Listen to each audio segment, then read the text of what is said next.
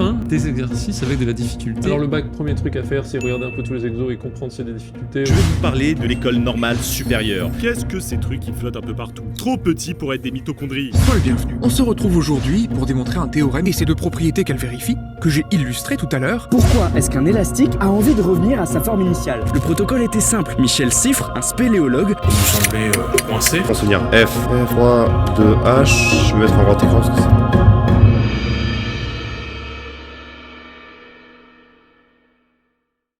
Salut Oussaïr, merci d'être là. Donc t'es en terminale où? Au lycée, un lycée dans le Nord, à Roubaix, enfin plus précisément à Waterloo, donc en spécialité mathématiques et physique-chimie, avec option maths experte. Et ça se passe bien? Tout se passe très bien. Bon bah génial. Pas de soucis. Alors pour te juger dans ton grand oral, donc je serai là, mais aussi je suis accompagné d'Antonin de la chaîne The Math Taylor. Salut Antonin, tu vas bien? Hello, bah oui, ça va très bien. Je suis très content de venir pour juste me réveiller le dimanche là et juger quelqu'un. J'adore faire ça. Ouais, C'est génial d'avoir un petit pouvoir comme ça, je me sens tout excité. Exactement. Donc ton grand oral, ça va porter sur quoi? Alors ma problématique, c'est comment les nombres transcendants ont-ils permis de résoudre un problème antique? Ok. Si Antonin n'a pas de questions sur ce sujet avant qu'il se lance, eh ben on va... Non, je suis curieux, j'attends. Je suis déjà enthousiaste. Eh ben c'est parti, on t'écoute et puis t'as 10 minutes top chrono. Alors bonjour, je m'appelle Oussaïr. Je suis élève donc en spécialité, alors déjà en terminale et en spécialité mathématiques et physique-chimie. Et aujourd'hui je vais vous présenter ma question de mathématiques dont la problématique est comment les nombres transcendants ont-ils permis de résoudre un problème antique? Alors le problème dont il sera question, c'est la quadrature du cercle. Et spontanément vous pourrez me répondre que c'est impossible, puisque l'expression est rentrée dans le langage courant pour désigner un but inatteignable. Mais le problème vaut la peine de s'y intéresser un peu plus. Le premier qui a énoncé ça, c'est Anaxagore, en -500, et il dit « Est-il possible de construire un carré de même aire qu'un cercle ?» Alors ça pourrait paraître assez évident, et on pourrait pourquoi pas proposer une méthode géométrique, donc du papyrus Rhind, qui était connu des géomètres jusqu'à encore -16 500, et qui consiste à prendre un cercle, tracer un diamètre et le diviser en 9, puis prendre 8/9 de ce diamètre pour construire le carré. Mais en faisant le calcul, on se rend compte que, en prenant un cercle unité donc d'Rπ, alors ça voudrait dire que pi est égal à 8 fois 2 sur 9 au carré, qui fait à peu près 3,16, et pi est plutôt autour de 3,14. Donc c'est une méthode qui ne satisfait pas nos besoins d'exactitude. Alors on pourrait aussi tout simplement se dire, on prend un rayon qu'on va mesurer, et ensuite construire le carré qui convient. Malheureusement, ça ne respecte pas les conditions de la quadrature du cercle. En effet, chez les géomètres grecs, en tout cas même chez les géomètres de l'Antiquité, les constructions géométriques doivent être réalisées à la règle non graduée et au compas. Donc c'est pas possible de mesurer rayon. Et donc cette question qui pourrait paraître de prime abord anodine est une question qui a en fait fait couler pas mal d'encre dans la communauté mathématique et au-delà, jusqu'à même presque mener à un projet de loi en Floride pour fixer la valeur de pi à 3,2. Et donc pour répondre à cette question, on proposera une approche qui est algébrique par la théorie des nombres transcendants. Alors qu'est-ce que c'est un nombre transcendant? Un nombre transcendant est un nombre qui n'est racine d'aucun polynôme à coefficient entier. Donc un polynôme c'est une somme de monômes, et un monôme c'est une variable, donc x, avec un exposant, donc par exemple x puissance n, accompagné d'un coefficient, donc a x puissance n. Et donc un polynôme, on fait la somme de plusieurs monômes. Et dire qu'un nombre est racine d'un polynôme, si quand on remplace le nombre, enfin si on remplace la variable x par ce nombre-là, on obtient à la fin 0. Donc par exemple, un nombre transcendant c'est e, qui est à la base de l'exponentielle, ou encore pi. Mais aussi, on présentera les nombres algébriques. Un nombre algébrique, c'est un nombre qui n'est pas transcendant, donc qui est racine d'un polynôme à coefficient entier. Donc par exemple, racine cubique de 2, en prenant le polynôme x au cube moins 2, on fait le calcul, racine cubique de 2 au cube, ça fait 2, et 2 moins 2, ça fait bien 0.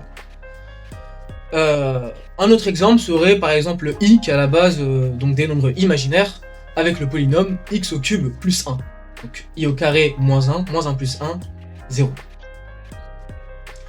Et donc les nombres transcendants sont des nombres qui sont en fait assez difficiles à étudier, ce qui pourrait paraître paradoxal, puisque les nombres transcendants sont en fait plus nombreux que les nombres algébriques. Mais ça pourrait s'expliquer par le fait que c'est une propriété d'inexistence. C'est-à-dire qu'il faut vérifier qu'absolument aucun polynôme ne convient. Malgré ça, nous avons quand même quelques résultats, et en particulier un résultat qui va nous intéresser pour la suite, qui est le théorème d'Hermite-Lindemann, qui énonce la chose suivante. En prenant un nombre alpha algébrique non nul, alors exponentielle de alpha est transcendant. Par exemple, avec ce théorème, on obtient bien la transcendance de E. En prenant alpha qui est égal à 1, c'est bien algébrique non nul, et exponentielle de 1 qui est égal à E, c'est bel et bien transcendant.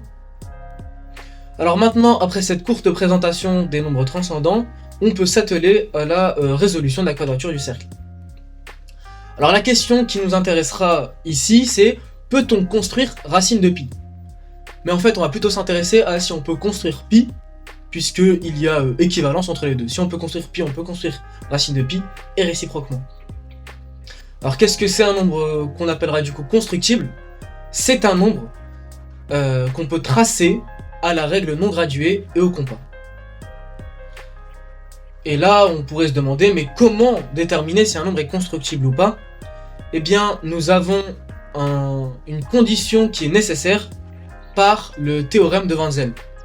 Le théorème de Wenzel dit que si un nombre est constructible, alors il existe un polynôme dont le nombre est racine, et le degré de son polynôme est une puissance de 2. Alors, on donnera comme exemple que tous les nombres entiers sont constructibles. Mais on donnera en contre-exemple, pour montrer que ce ne sont pas tous les nombres algébriques qu'ils sont, on a par exemple racine cubique de 2. Donc il est bel et bien algébrique, donc x au cube moins 2, mais le degré de ce polynôme, c'est 3, qui n'est donc pas une puissance de 2. Et on peut tout de suite faire le lien entre la transcendance et la constructibilité, puisque en effet, un nombre transcendant, c'est un nombre qui n'est racine d'aucun polynôme à coefficient entier, donc en particulier d'aucun polynôme dont le degré est une puissance de 2. Alors si un nombre est transcendant, le nombre n'est pas constructible. Et donc il suffirait de montrer que pi est transcendant pour conclure que la quadrature du cercle n'est pas possible. C'est ce qu'on va faire tout de suite. Alors on peut procéder par l'absurde, en effet en supposant que pi est algébrique et constructible. Donc si pi est algébrique, alors i fois pi est algébrique aussi. Alors d'après le théorème d'Hermite-Lindemann, exponentielle de ipi, qui vaut moins 1, serait transcendant. Ce qui est clairement absurde, et donc on peut conclure que pi est transcendant. Et donc que pi n'est pas constructible. Ainsi, la quadrature du cercle n'est pas possible. Alors, en conclusion, on pourra énoncer que c'est un résultat qui a été démontré en 1882 par Hermite-Lindemann, 50 ans après le théorème de Wenzel, et des millénaires après son énoncé par Anaxagore en -500. Et par des méthodes similaires, on pourrait même démontrer d'autres résultats voisins, mais qui ne seront pas l'objet du discours. Et enfin, je vais donner ma bibliographie. Donc, j'ai utilisé le mémoire d'Alexandre Bailleul, qu'il a publié en 2014, mais aussi la géométrie de Descartes. Et enfin, je me suis beaucoup inspiré d'une vidéo de vulgarisation par LGJ. Très bien. Merci. Antonin, est-ce que tu as une question honneur aux invités? Ah bah j'en ai plein, j'ai noté plein de trucs en même temps que tu parlais. Déjà c'était chouette, j'ai bien aimé, parce qu'en plus j'ai appris des trucs. Honnêtement, je pense, tu penses que c'est le genre de sujet où tu connais tout, mais en fait non, parce que j'ai pas regardé depuis longtemps. Je pense que je l'avais jamais rencontré. J'assume publiquement, hein, ça peut être répété, amplifié. Ce magnifique théorème de Hermite-Lindemann que je ne connaissais pas. Est-ce que le théorème de Hermite-Lindemann est accessible en termes de démonstration? T'as regardé ou pas? Non, ça l'est pas. D'accord. Pas notre niveau, ça utilise beaucoup d'outils post-bac, notamment des lemmes de Gallois ou des maisons algébriques. Alors j'ai quelques petites questions, je sais pas exactement si c'est des questions que tu pourras répondre, mais on va le faire quand même. On va commencer simplement. Au début, t'as parlé de la méthode où on prend un carré de hauteur 8/9. T'as ton cercle devant toi, comment tu le divises en 9? On peut commencer par le diviser par 2, et ensuite on divise par 4. Alors réfléchis bien, parce que si tu divises en 9 parties égales, comment tu divises ton segment en 9 parties égales? Du coup, il suffit de tracer 8 traits, et on aurait du coup la division par 9. Ah non, quoique ça fonctionne pas. Ah oui, t'as que des puissances de 2 là. On a dit on divise en 9. Bon alors disons que 9 c'est un peu abusé, on s'en fiche. Je suis grec, je suis en train de faire mon truc sur la plage, la plage de sable mouillé on va dire, je trace un trait dans le sable. J'ai accès à une pointe et une ficelle, on va dire, comme compas.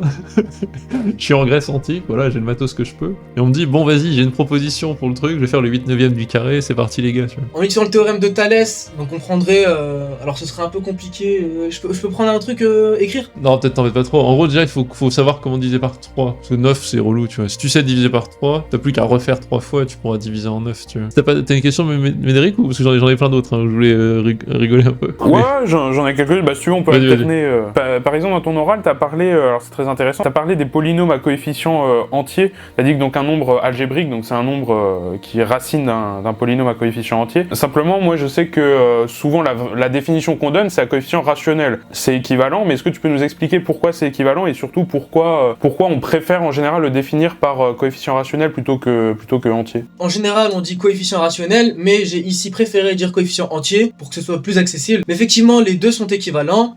Et ça, en fait, en prenant du coup un polynôme qui a un coefficient rationnel, on pourrait prendre tous les dénominateurs et le multiplier par le PPCM, et donc on obtiendrait quelque chose qui a un coefficient entier et dont les racines sont les mêmes. Après, juste un changement d'échelle, on obtiendrait bien quelque chose qui a un coefficient entier sans changer ses racines. Et si on préfère à coefficient rationnel, je ne sais pas pourquoi. T'as entendu parler de la théorie des corps? Justement, t'as parlé de la théorie de Galois. En fait, effectivement, donc les rationnels sont un corps et pas les entiers. Ouais, c'est ça. Grosso modo, si tu devais le vulgariser, ça serait quoi un corps? Un corps, c'est une structure du coup algébrique qui possède certaines propriétés intéressantes. Le fait que quand on prend deux éléments du corps, on retombe sur un élément du corps, en faisant l'opération. Aussi que chaque élément a un inverse, etc. Mais aussi la distributivité, un certain nombre de propriétés qu'on peut du coup généraliser à tous les corps. Et donc en prenant les rationnels, on a toute une flopée de résultats intéressants. Si I fois pi est algébrique, alors ça faudrait le justifier, mais ça se justifie notamment par le fait que les nombres algébriques sont un sous-corps. J'ai deux petites questions. Est-ce que tu connais des manières, celles que tu veux, d'approximer pi? Soit l'approximer avec des fractions rationnelles, ou même tout simplement, par exemple, 22 septième, c'est assez proche de pi. Très bien, ça c'est un très bon première approximation. Et imaginons que je te file, je sais pas, un ordi avec du Python, enfin ce que tu veux comme code, et tu peux créer l'algorithme que tu veux en gros, pour essayer d'approcher pi. Connais-tu une manière d'approcher pi aussi proche qu'on veut? 22 septième, c'est une très bonne réponse, hein, déjà ça me va. Ensuite je pousse encore un peu plus loin la difficulté pour voir si t'as une idée ou pas. En prenant une expression de pi avec du coup une somme. Ouais, ça m'intéresse. Une série, en la faisant tendre vers l'infini, on se rapprocherait de plus en plus de pi. Ça m'intéresse beaucoup. Est-ce que t'as une idée d'une telle série? Une série où il y a du pi dans sa convergence? Oui. Par exemple, la zeta de 2, donc la somme des inverses des carrés. C'est brillant, ça tend vers quoi ça, tu sais? Pi carré sur 6. Excellent, ça te fait une méthode d'approximation. Si je te demande approxime-moi pi, alors c'est pas la meilleure, hein, c'est un peu lent, mais tu fous ça dans Python, tu peux y aller et l'approximer aussi proche que tu veux, c'est très bien. Je sais pas si tu l'aurais celui-là, c'est très bien. Il y en a d'autres, hein, mais celle-là c'est excellent. Et je pense qu'avec des intégrales, ce serait mieux avec des intégrales. Ah oui, il y a plein de méthodes, mais déjà moi juste un truc simple avec une série, je suis content que tu la connaisses. Ouais, c'est top, en plus les séries c'est même pas au programme de terminale. Enfin, oui, non, mais ça, 22 septième m'allait très bien, mais je suis content que t'aies pu y aller plus loin. Ouais, déjà. Ouais, moi j'ai envie de te dire, alors j'ai envie de te titiller un peu, parce que je vois que tu maîtrises vachement bien le sujet.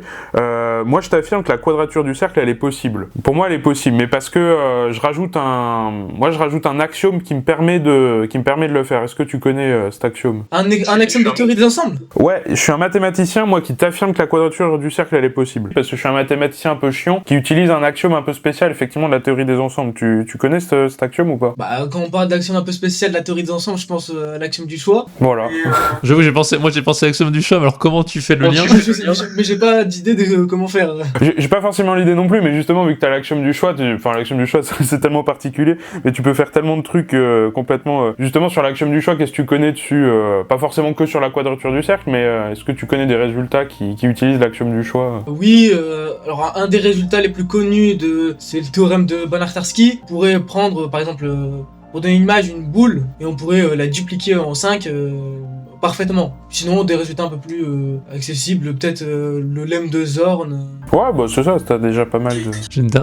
J'avais une dernière petite question. Mais... Alors, tu nous as fait, c'était bien, hein, tu nous as fait. Bon, en gros, si je reprends au début, les entiers naturels, les grands Z, grands Q, ok, bon, les algébriques. Il y a quoi au-delà? Dans les réels, on peut rediviser les transcendants en deux catégories, et E et Pi n'appartiennent pas à la catégorie dont je parle. Alors, j'ai déjà vu des catégorisations des nombres transcendants. J'ai pas beaucoup fait de recherches sur l'intérêt de ces catégories précisément, mais avec donc il y avait U, S et T. Alors oui, ça c'est les catégories de nombres transcendants, excellent, oui. Et qui est par rapport au degré de transcendance d'un nombre. Ça c'est excellent, mais alors c'est bien que tu connaisses ça, mais on sait même pas vraiment classer les nombres dedans, c'est un peu compliqué. Non, je pensais même à une catégorie plus générale du même domaine que N, Z, Q, tu vois. C'est en gros plutôt, si je refais mon truc du sac, si je prends un nombre transcendant au hasard, ça sera plutôt 1 comme... ça sera pas 1 comme E et Pi. Peut-être ce sera un nombre de Liouville. Ah, alors ça existe aussi. Alors, moi je fais référence à un nombre qu'on appelle, alors je crois qu'on dit programmable en anglais, calculable en français. Ouais, calculable. En gros, E et Pi, il existe une définition de Pi, tu vois. C'est-à-dire qu'on peut le programmer. C'est le périmètre d'un cercle ou je sais pas quoi, tu vois. Eux, pareil, il suffit de faire converger, je sais pas, la somme des 1 sur k factoriel, tu vois. Ils sont programmables en gros. Il existe une machine de Turing qui peut le calculer. En gros. Un exemple de nombre transcendant qui serait pas calculable serait par exemple l'oméga de Chaitin.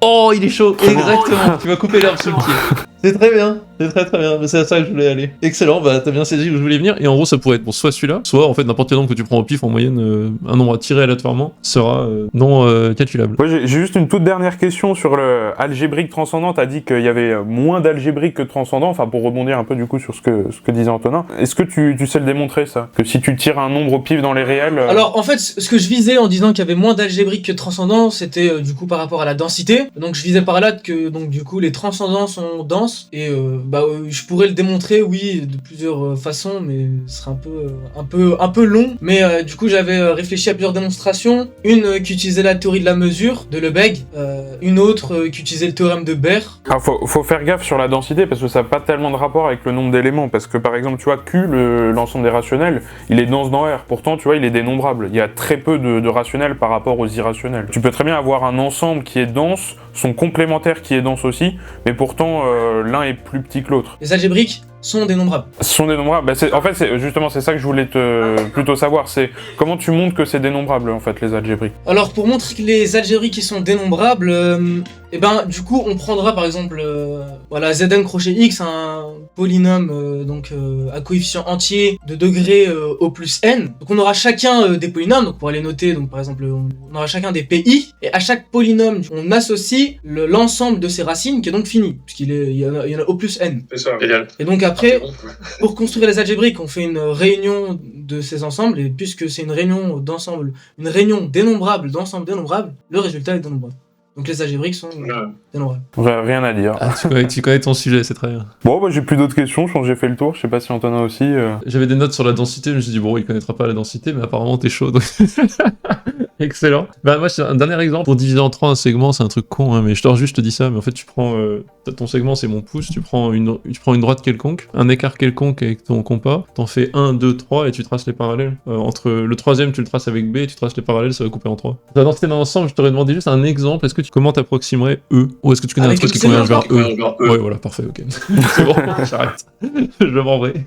Ça y est, tu l'as Oh, cassé c'est bon, là. c'est bon. Écoute, félicitations. Hein. Il est indebunkable. Non, bah écoute, franchement, top. Hein. Franchement, tu maîtrises ton sujet. Je sais pas ce que t'en penses, Antonin. Mais du coup, moi, franchement, j'ai rien à dire. Hein. La maîtrise, elle était là, tout ça. Bon, t'as un peu cafouillé sur 2-3 questions, mais franchement, c'était des questions tellement hors programme et tellement au-dessus de ce que t'es censé connaître. Donc, moi, je peux pas donner autre chose que 20, quoi. Je sais pas ce que t'en penses, Antonin. Oui, pareil. Mais après, je serais méfiant le jour de l'oral. Je sais pas, je connais pas bien les conditions. Faut voir qui t'as en face de toi. Fais gaffe à calibrer ton discours.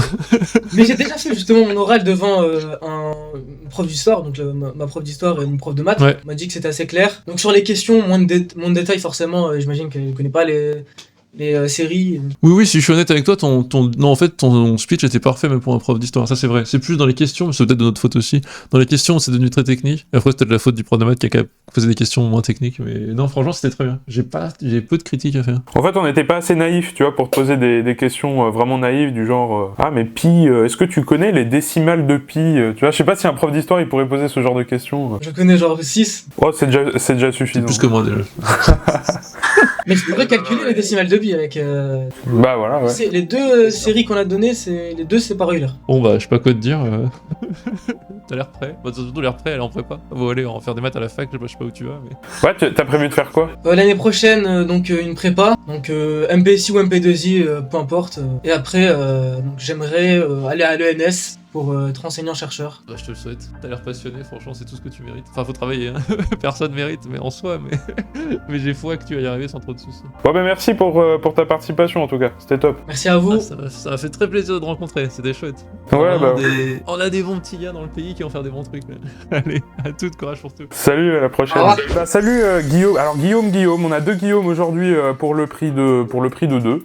Alors d'un côté le Guillaume élève de terminale qui va nous faire donc son sujet de grand oral, c'est ça porte sur quoi ton sujet? C'est sur les intégrales multiplicatives. Intégrales multiplicatives. Ok. La vidéo d'Axel Arnaud et de Médématique, voilà. Et on a l'autre Guillaume qui n'a pas encore fait de vidéo sur le sujet. Ça va Guillaume? Mais oui, moi ça va bien. Alors j'ai pas fait de vidéo sur le sujet parce que bon, j'essaie d'avoir un public large. Si je m'amuse à faire des mathématiques bien complexes sur ma chaîne, je crois que je suis mort. Bon bah t'es là aussi pour juger finalement un peu un élève de terminale. On va essayer d'être bienveillant bien sûr. Hein. Je remets ma casquette de professeur, c'est parti. Voilà, c'est ça. J'ai pas fait. Alors j'ai quitté l'enseignement secondaire. J'ai fait 7 ans d'enseignement secondaire et après j'ai quitté au moment de la réforme.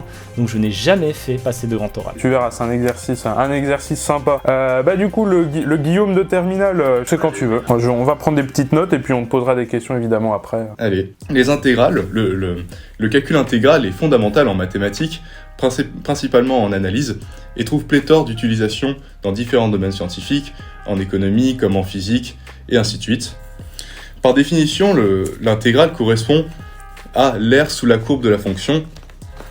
Plus précisément, l'intégrale de la fonction f, j'espère qu'on arrive à lire, de la fonction f entre A et B correspond à l'aire délimitée par la courbe représentative de la fonction f, l'axe des abscisses et les droites d'abscisse A et B.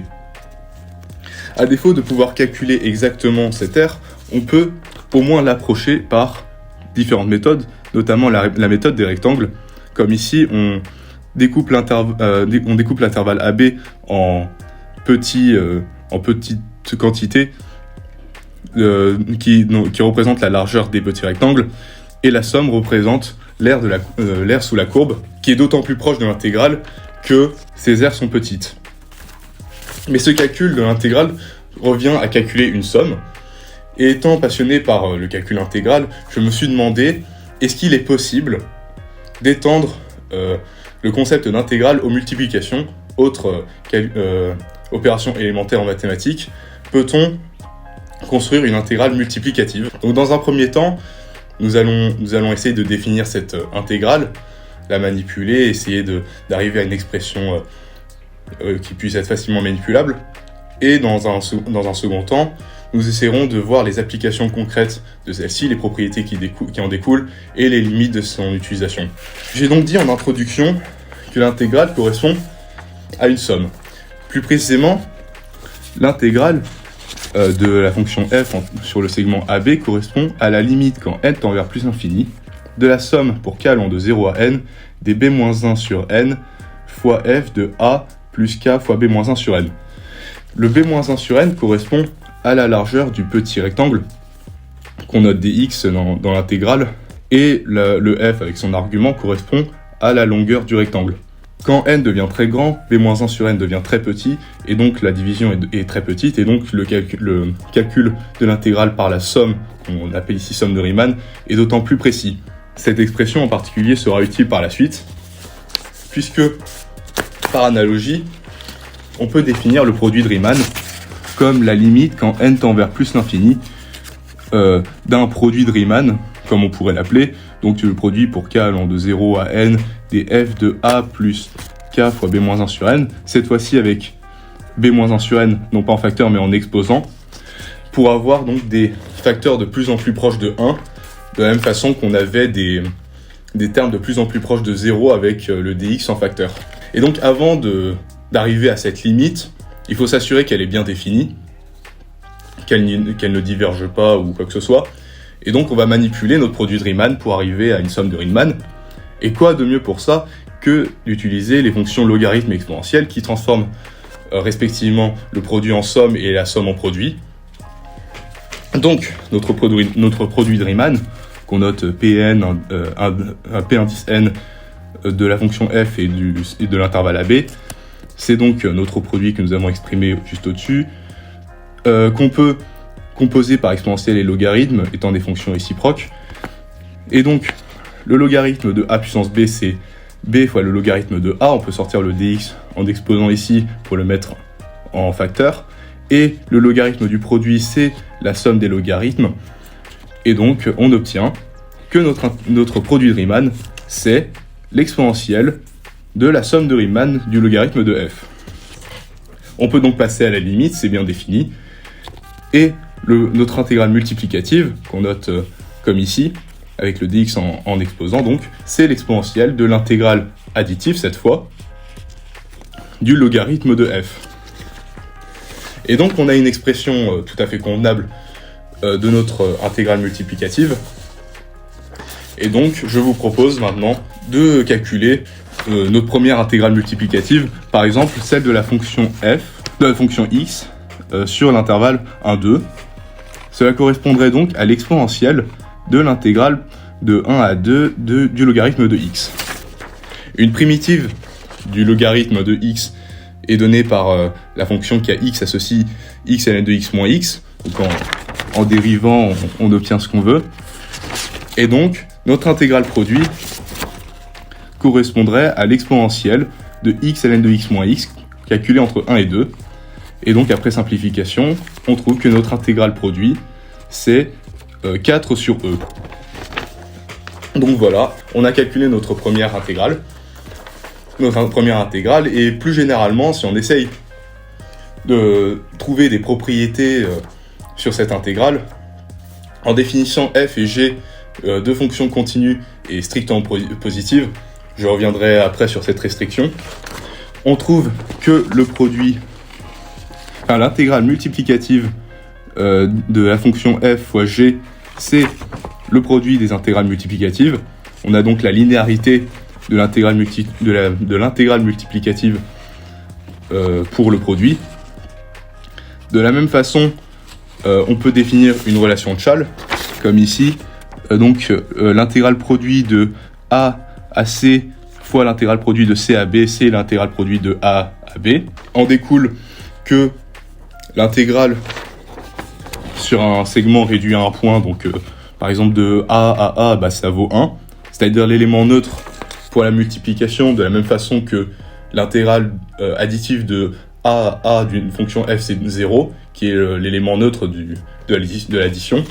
Tant qu'on y est, on pourrait définir également une dérivée produit, par analogie entre la dérivée et l'intégration, de telle sorte qu'on retrouverait un théorème fondamental de l'intégrale multiplicative, comme ici, donc on noterait f indice étoile de x puissance dx, ce serait donc f de x calculé entre a et b, qu'on noterait comme ici avec des accolades. Et donc cette fois, on n'aurait pas ce serait pas calculé comme la différence, mais le quotient.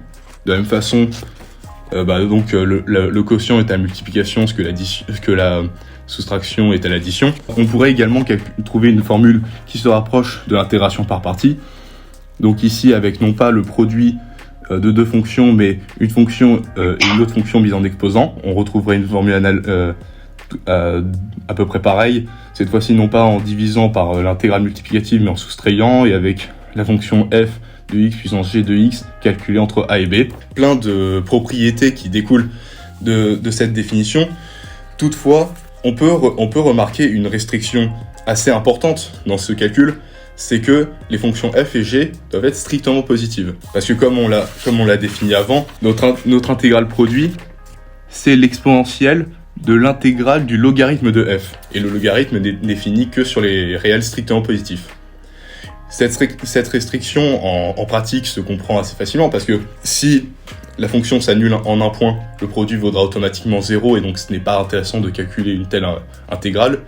Et si c'est négatif, c'est compliqué de calculer des petites quantités négatives. Et donc, en pratique, bien que l'intégrale multiplicative soit une notion qui puisse être intéressante et sympathique, puisqu'elle est analogue avec l'intégrale qui elle-même est très utile dans différents domaines, elle n'a aujourd'hui pas encore tout à fait d'utilité. Toutefois, on sait que certains domaines comme la théorie des graphes ont pris du temps à trouver des intérêts dans d'autres domaines avec le développement des réseaux sociaux et des GPS par exemple. Donc, qui sait, dans l'avenir, on peut s'attendre à ce que l'intégrale multiplicative trouve des utilités concrètes. Et merci. Bah, merci. C'est quoi tes sources pour ton oral ? Normalement, je crois que tu dois citer maintenant tes sources. Donc, principalement, ta vidéo, celle de, ton short, la vidéo d'Axel Arnaud. Et alors, j'ai cherché sur Google et j'ai trouvé un Wikipédia avec en anglais avec des notions un peu hors programme, disons. Et puis j'ai vu aussi que l'intégrale multiplicative pouvait servir à résoudre des équations différentielles, mais j'ai rien trouvé de très intéressant sur ça, quoi. Ok, je laisse l'autre Guillaume poser des questions s'il en a. Ouais. Bon, après, j'ai les questions de prof pour embêter et j'ai les questions plus sur l'exposé. Je vais commencer. Souvent, j'ai été surpris du début sur un sujet, mais j'y reviendrai. c'est vraiment mon côté taquin. Non, l'exposé était très bien. C'est intéressant de voir. En tout cas, jusqu'où on peut aller sur la notion d'intégration. Et ce qui était intéressant, par exemple, avec la notion d'intégration telle qu'elle a été construite, c'est quand même son lien avec la notion de dérivée et de primitive, c'est-à-dire que ça nous permet quand même de créer des relations physiques en termes mathématiques sur qu'est-ce que c'est une accélération, comment décrire l'accélération, la vitesse et le mouvement, par exemple, d'objets physiques à partir de ces notions de dérivée et de revenir de l'un à l'autre grâce à l'intégration. Du coup, moi, avec l'intégral produit, je me pose un peu la même question, c'est est-ce qu'il existe, c'est ma première question, est-ce qu'il existe des relations justement algébriques avec la notion de la dérivation, oui ou non? Si on griffonne, on peut en trouver, mais je te demande si toi, tu en as trouvé. Disons que c'est un petit peu compliqué parce que là, avec notre expression, on a l'exponentielle de l'intégrale du ln d'une fonction, donc si on doit être griffonné pour trouver une expression de la dérivée produit, ce serait un peu compliqué, et comme mon exposé était un peu long, j'en ai pas trouvé, non. Autre question un peu plus chiante, très chiante. Est-ce qu'il existerait une fonction telle que son intégrale produit serait elle-même? Et si oui, enfin, quelle relation elle doit vérifier avant tout, surtout, en fait? Quelle est la relation qu'elle doit vérifier en termes d'intégrale? Alors, en termes d'intégrale, il faudrait que le logarithme de la fonction, ce soit la fonction calculée entre a et b. Peut-être que je me trompe de souvenir, j'avais cru que l'exponentielle, ça vérifiait cette propriété. Ou alors je dis n'importe quoi. Ouais, en fait, c'est surtout que le log de la fonction doit être juste l'intégrale du log de la fonction. Si on griffonne un peu, c'est ce que ça doit vérifier. Alors, oui, parce que là, tu prends entre a et b, mais quand je dis le log de la fonction, imaginons entre 1 et x avec f de 1 égale à 0 par exemple. J'ai une question plus maintenant un peu plus chiante mathématiquement. Là, c'était pour savoir ce que tu avais regardé un peu sur ton sujet. C'est au début où il y a un truc qui m'a fait un peu rire. C'est que quand tu as présenté en disant oui, la notion d'intégrale, ça a des relations évidentes avec la somme. Je me suis dit, ah bon, c'est si évident que ça. Du coup, je me suis dit, en plus, tu poses l'hypothèse de continuité. Je me dis, c'est encore si évident que ça, tout ça. Est-ce que l'hypothèse de continuité pour l'intégration est suffisante, nécessaire et suffisante? Alors, si c'est continu, c'est intégrable, mais la réciproque est fausse. Il me semble que ça peut être juste continu par morceaux. Bah après, disons que ça sort du cadre de terminal en fait. Ah oui, je suis d'accord, mais c'est juste savoir jusqu'où tu peux aller. Parce que je sais qu'on peut intégrer par exemple la partie entière, mais qui est continue par morceaux. L'objectif, c'est quand tu réponds à ce genre de questions à l'oral du bac, c'est pas forcément de répondre parfaitement, c'est essayer de répondre jusqu'où tu peux aller avec ta perception d'élève de terminale des choses. Et comme tu dis, en effet, tu sais que c'est possible, tu ne sais pas comment. C'est une très bonne réponse déjà. C'est-à-dire qu'il faudrait utiliser la relation de Schall et donc considérer donc l'intégrale comme une somme d'intégrales, ou cette fois-ci on serait continu. La bonne réponse, on appelle ça des fonctions escaliers. En fait, on peut s'amuser à décomposer toute fonction continue en une somme de fonctions escaliers. Et en fait, ce que tu dis, c'est très bien. C'est en fait l'idée est là, c'est qu'on peut décomposer en relation de Schall. C'est un peu l'idée. Mais en fait, il faut pousser un peu plus loin. Mais bon, on va pas le faire là. Mais tu réponds bien à la question. Est-ce que tu as des questions aussi, Médéric, pour faire une petite pause avant j'en ai plein. Non, je voulais rebondir d'ailleurs sur ta question d'avant, parce que tu disais que toute fonction, une fonction continue est intégrable. Tu disais que la réciproque était fausse, mais toute fonction continue est intégrable. Il y a quand même un truc à préciser. C'est est-ce que tu as entendu parler des intégrales impropres? Ah oui, je voulais poser ça aussi. Ah oui, justement. Alors quand je calculais quand je donnais mon exemple là d'intégrale multiplicative, je faisais attention à ce que la fonction s'annule pas en x, parce que du coup on se retrouvait avec une intégrale impropre, on aurait l'intégrale en 0 de ln de x, et donc c'est une intégrale impropre parce que donc on aurait un calcul de limite. Ouais, c'est un peu ça l'idée. En fait, il y a un truc que tu peux même utiliser en terminale. Donc en fait, la vraie phrase qu'il faudrait dire normalement, c'est que toute fonction continue sur un segment est intégrable sur ce segment. Et ça utilise normalement un truc que t'as vu en terminale. Je suis pas sûr si tu l'as vu en terminale, mais c'est un théorème sur les fonctions continues sur des segments. Ça te parle ou pas? Non, je suis pas sûr. En fait, il y a un théorème qui dit que toute fonction continue sur un segment, elle est bornée, puis elle atteint ses bornes. Donc t'es sûr que ça ira pas en plus l'infini, moins l'infini, donc il n'y aura pas de calcul de limite à faire. Oui, non, non, il me semble pas qu'on voit ça en terminale, non. Je pose une question quand même, juste débile, parce que t'auras une prof d'anglais, imaginons grand oral normalement, c'est possible. Moi je suis prof d'anglais, mais à quoi ça peut bien servir tous ces calculs? Tu savais pour quoi ça? Ah, c'est très vaste. Bah, je sais pas, disons que pour arriver de l'intégrale à l'intégrale multiplicative, par exemple. Ouais, par exemple, à quoi ça pourrait bien servir tout ce que tu viens de nous présenter? Parce que moi je pige rien, je suis prof d'anglais, face à mes élèves, comment je peux leur expliquer qu'il y a un intérêt à regarder ce genre de choses, même pour le futur, sachant que je sais pas à quoi ça peut, potentiellement, ce que ça pourrait apporter dans quelconque domaine. Déjà, donc, pour répondre à quoi ça sert tous ces calculs pour passer de l'intégrale à l'intégrale produit, c'est parce que l'intégrale additive, elle est beaucoup plus, on connaît beaucoup plus d'outils et de propriétés pour la calculer. Bah, par exemple, j'ai parlé des primitives, donc des relations de Schall, etc. Et ensuite, quelle est l'utilité? Bah, disons que pour quelqu'un qui aime les mathématiques, c'est intéressant de voir qu'on peut construire une intégrale multiplicative et avec des propriétés très similaires en fait entre. J'irai pas là-dessus, j'étais à ta place. Franchement, reste sur l'utilité des intégrales déjà. L'intégrale a beaucoup d'applications en physique, en chimie, pour effectuer des calculs complexes dans tout plein de domaines. Ça nous permet de mieux comprendre, comme je t'ai dit, des relations en physique entre les différents objets pour aller de l'accélération à un mouvement d'un projectile, comme tu l'as fait avec la chute libre en terminale en physique normalement. Bah, tu peux dire que justement cette notion d'intégrale, on ne sait pas à quoi ça peut servir aujourd'hui, mais peut-être que dans le futur, ça aura des mêmes applications aussi intéressantes qu'en physique ou dans d'autres domaines scientifiques un peu plus poussés et recherchés. Je pense que les gens qui s'y connaissent pas, il faut pas chercher les entuber ou à dire ça va servir à des matheux dans leur coin. Non, ça va servir dans différents domaines d'application tels que ça le sert aujourd'hui avec l'intégration normale. Je rebondis peut-être sur la question de Guillaume justement. Moi par exemple, je suis pas prof d'anglais, je suis prof de physique pour changer. En plus, je fais référence à une vidéo que Guillaume a vue puisqu'il l'a commenté. Parce que là, dans ta formule, tu utilises quand même le ln de quelque chose. Tout à l'heure, on parlait de l'application potentielle en physique. Le problème, c'est que, ça a quel sens le ln d'un truc physique? Je sais pas, ln d'un mètre, ln d'une seconde, par exemple, ça a du sens? Disons par exemple en chimie, lorsqu'on veut linéariser une expression pour valider si elle est, pour pouvoir valider l'expression, il faut s'assurer qu'on prenne une valeur adimensionnée. Sans unité. Je sais pas si je réponds à la question. Si, un peu. Pas complètement, mais moi je pense qu'il faut pas hésiter à partir un peu plus loin. En physique, il n'existe pas de ln en effet d'unité comme ça, de manière stricto sensu.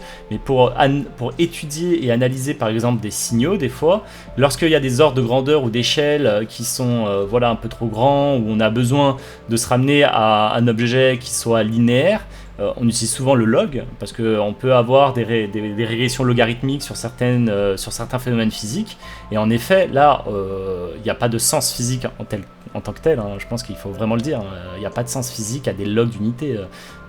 En revanche, on peut étudier et analyser des signaux des objets physiques à partir d'une fonction log. Le pire en plus, c'est que tu verras l'année prochaine que tout ce qui est log, exponentiel, tu peux l'écrire sous la forme de somme infinie, tu verras sûrement les séries, mais tu peux l'écrire sous la forme de somme infinie de puissance de x. Développement série entière, oui, je connaissais, oui. Ouais, tu risques de sommer des mètres avec des mètres carrés et des mètres cubes, donc c'est pour ça qu'il faut faire gaffe à ça, quoi. Alors justement, là, t'es dans une formule où tu utilises le ln, mais est-ce que tu connais d'autres formules de l'intégrale multiplicative qui n'utiliseraient pas le ln? Déjà, est-ce que tu connais le nom de... Parce qu'en fait, c'est un nom, en fait, la formule que tu nous as donnée. Le nom précis de cette formule. Ah non, bah c'est la seule que j'avais vue. Alors ça, c'est l'intégrale géométrique. T'en as plusieurs. Et si tu veux, t'en as plein d'autres. L'intégrale de Volterra, par exemple. T'as l'intégrale bigéométrique. Ah, Volterra, ça me disait quelque chose, ça, pour le coup, ok. T'en as plusieurs, voilà. Bon, c'est pour voir si t'avais exploré ces côtés-là. Et sinon, est-ce que ça te parle les intégrales de Lebesgue? Oui, c'est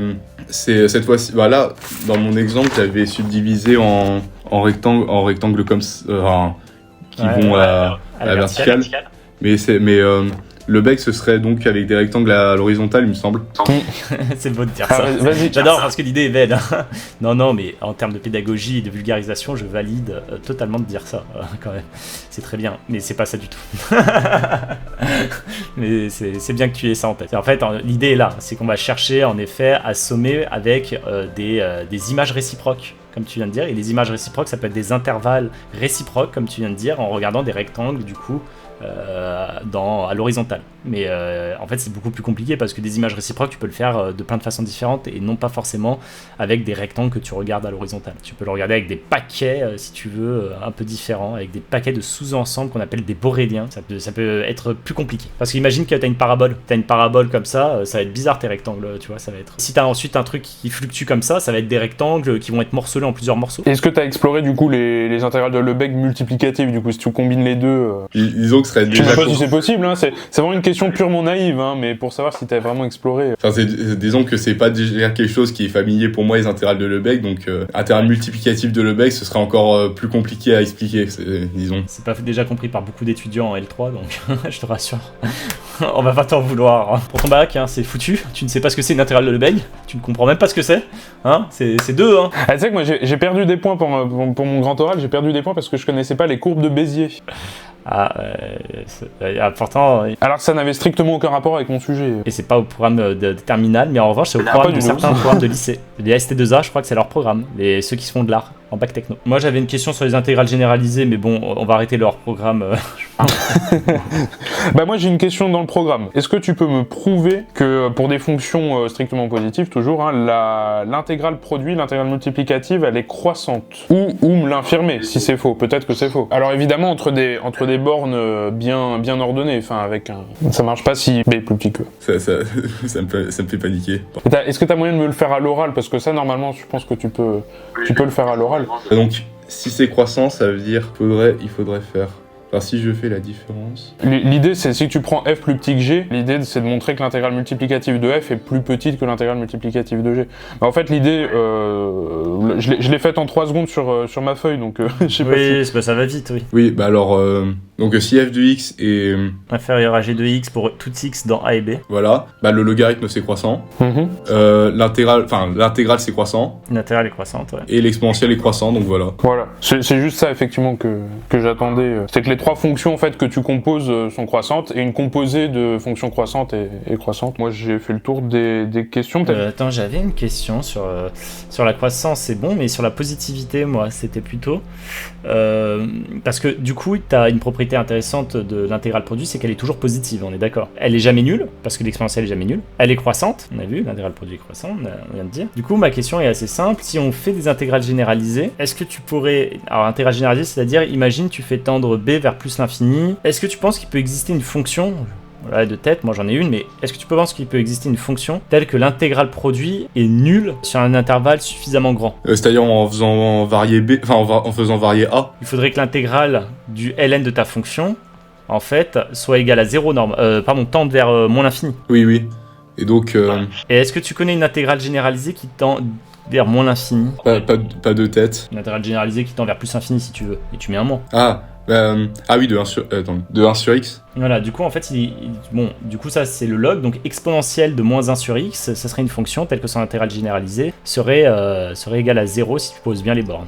Tu peux même faire plus simple, je pense, avec tu prends une fonction constante qui est entre 0 et 1, genre 1,5, vu que t'as ln de 1,5, t'as un truc qui est tout le temps négatif, donc tu prends l'intégrale sur 0 plus l'infini, par exemple, enfin sur un... Alors, en fait, c'est pas terrible, c'est l'intégrale produit. Non, il y a des résultats sympas, effectivement, avec les dérivés, enfin, t'as l'équivalent des dérivées additives avec les dérivées multiplicatives et tout, c'est assez rigolo. Et alors justement, j'avais juste un petit... alors moi j'ai fait le tour des questions, juste pour faire le prof chiant des petites questions de vocabulaire. À un moment donné, t'as parlé de linéarité pour la multiplication en disant que... je peux me tromper, hein, mais pour moi, la linéarité, faut vraiment parler de l'addition et la multiplication, à moins de changer de structure algébrique, que tu sois dans un anneau un peu différent. Mais du coup, faut faire gaffe, je pense que ça peut faire mal aux oreilles aux profs qui vont t'écouter si tu parles de linéarité. Pour un grand oral de bac, la présentation a été bien effectuée avec une bonne introduction et rappel sur la notion d'intégrale, avant d'introduire un nouveau sujet sur la notion d'intégrale produit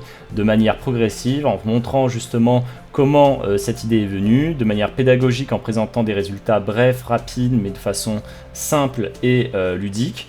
Et tout ça en prenant des sources fiables pour s'appuyer sur ce qu'il a présenté, avec des preuves mathématiques et rapidement énoncées pour ces différents raisonnements. Donc sur cet aspect mathématique, je pense qu'on est totalement dans ce qui est attendu du grand oral. Voilà, ce que moi je suis un peu attristé, c'est que sur le choix du sujet, ça peut être un peu triste de choisir un sujet mathématique où on est assez limité sur l'aspect quand même interdisciplinaire qui peut être attendu malgré tout dans les sciences au lycée. C'est très intéressant malgré tout, voilà, d'expliquer un peu plus peut-être les applications qui auraient été intéressantes de regarder à travers les applications qui existent déjà sur la notion d'intégration. Et ensuite, il aurait peut-être été intéressant de pousser sur ce qui peut être fait sur ces notions avec des connaissances de terminal à travers par exemple ce qui peut être regardé sur l'aspect plus géométrique des fonctions. Si on avait une fonction paire, impair, je sais pas, des propriétés de ce type là, qu'est-ce que ça aurait pu donner, et creuser même sur d'autres choses comme type de prolongement pour montrer que cette notion a quand même du poids. Donc c'était une belle présentation.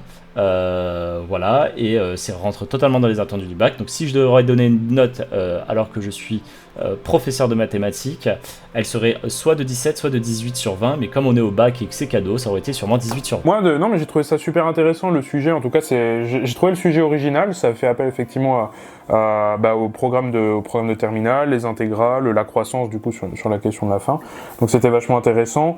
J'ai mis juste une réserve sur les questions, je pense que je trouve que t'as pas encore beaucoup exploré, ça mériterait d'être plus approfondi en tout cas sur les questions que le jury pourrait te poser. Après nous c'est vrai qu'on est dans les maths, donc on n'est pas des membres de jury candides. Je pense que ça mériterait de creuser un peu certains trucs pour éviter effectivement le jour J de bégayer, de tomber sur une question un peu trop compliquée. Je vais être un peu plus méchant du coup, moi je mettrais 16, donc ça fait une petite moyenne de 17, sympathique. Oui, je pense, et par contre il faut se méfier d'un point, je pense, pour le grand oral, et j'en suis convaincu parce que j'ai plein de retours d'expérience là-dessus. Méfie-toi des questions connes, parce que tu auras plein de profs qui sont pas du domaine, qui vont poser des questions les plus connes possibles, et on peut vite être dérouté.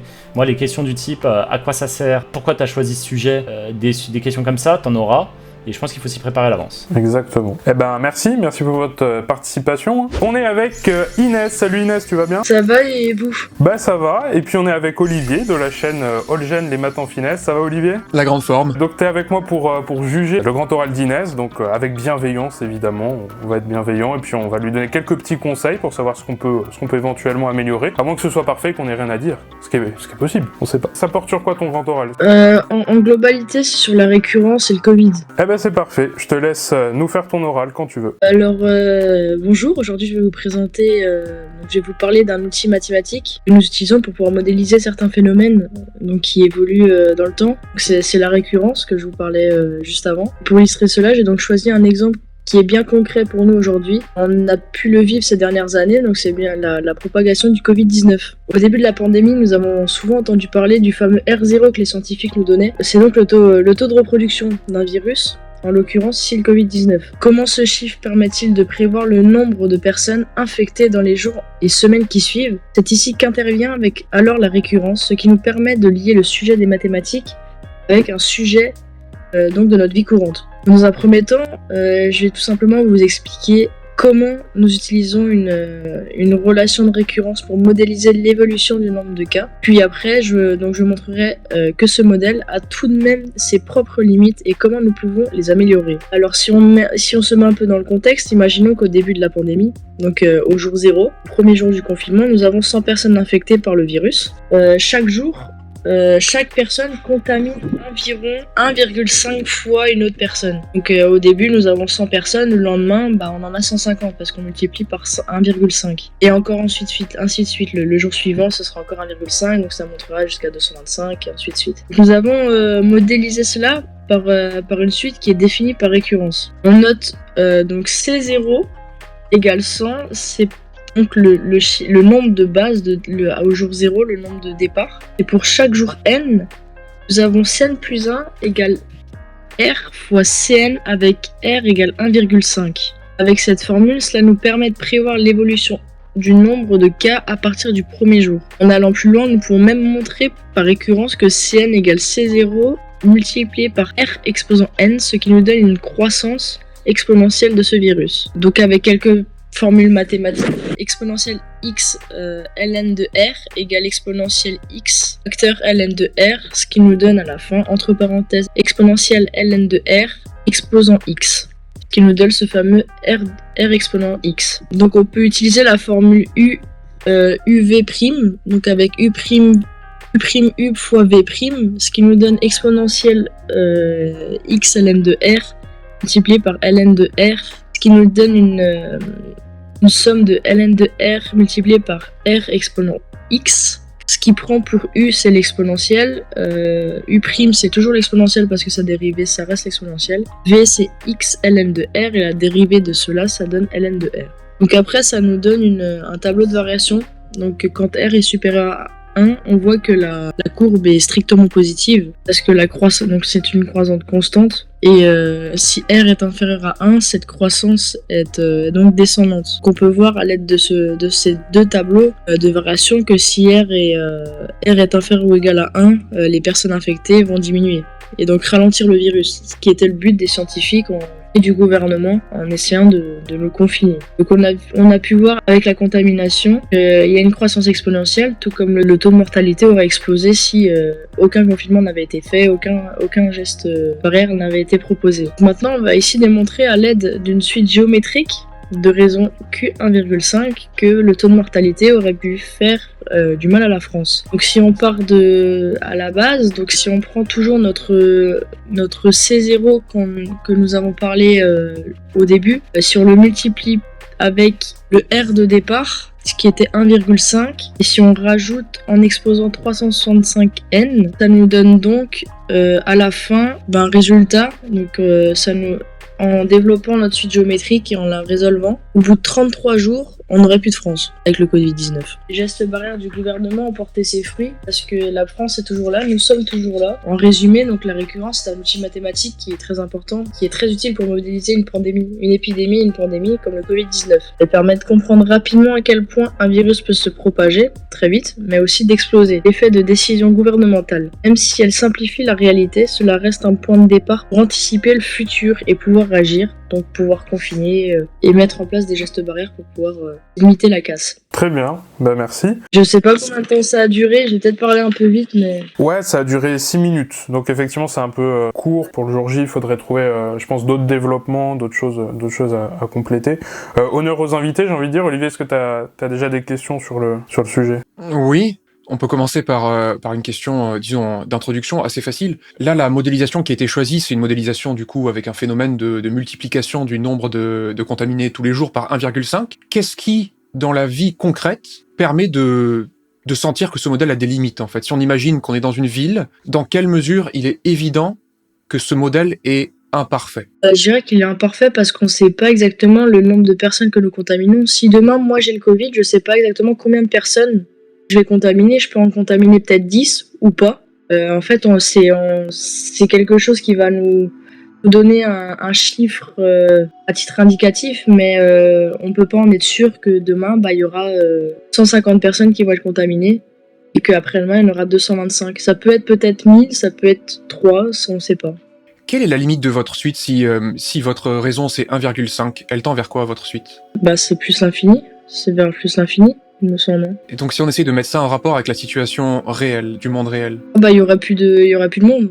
S'il n'y a pas de bloc, s'il n'y a pas de stop, on va dire, de gestes qui font que si les gouvernements n'avaient pris aucune décision, au bout de quelques temps, ça allait être compliqué de revoir même une planète. Ok, c'est une réponse qui me va. Médéric, si tu as d'autres questions? Ouais, alors j'ai des questions, j'ai aussi une remarque par rapport du coup à la dernière question. Je dirais qu'il y a peut-être un moyen de s'en sortir, c'est si le nombre de naissances, on va dire chaque jour ou chaque année en fonction de ce qu'on regarde, est supérieur à la contamination. Si on arrive à faire naître plus d'individus que de contamination, je pense qu'on peut s'en sortir.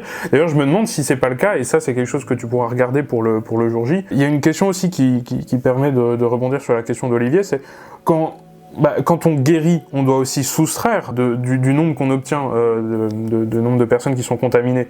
Donc il faudrait regarder aussi la durée de la maladie, combien de temps on est malade et combien de temps on peut transmettre aussi le virus. Qu'est-ce qui, dans la formule mathématique, change, en fait, sur le fait qu'on ne sait pas combien de personnes on va contaminer? C'est quoi qui change mathématiquement? Ce qui change mathématiquement dans combien de personnes nous allons contaminer? Ouais, c'est ça. Le fait que là, par exemple, t'es parti du principe que ce serait donc 1,5, c'est ça, si je me trompe pas dans ta modélisation. Donc 1,5, ça c'est le nombre de personnes en moyenne qu'on va contaminer. Qu'est-ce qui se passe pour ce 1,5 en fait? Qu'est-ce qui se passe mathématiquement? J'en ai aucune idée. Même si on prend un intervalle, on ne l'aura pas. Si on prend plus l'infini, on n'aura pas un chiffre exact. En fait, on ne pourra pas prédire combien de personnes vont être contaminées exactement. En fait, ce que je voulais dire, c'est que c'est pas une constante en réalité. On peut pas dire qu'on a une constante qui vaut 1,5. Donc en fait, il faudrait une sorte de fonction, qui varie en fonction des individus.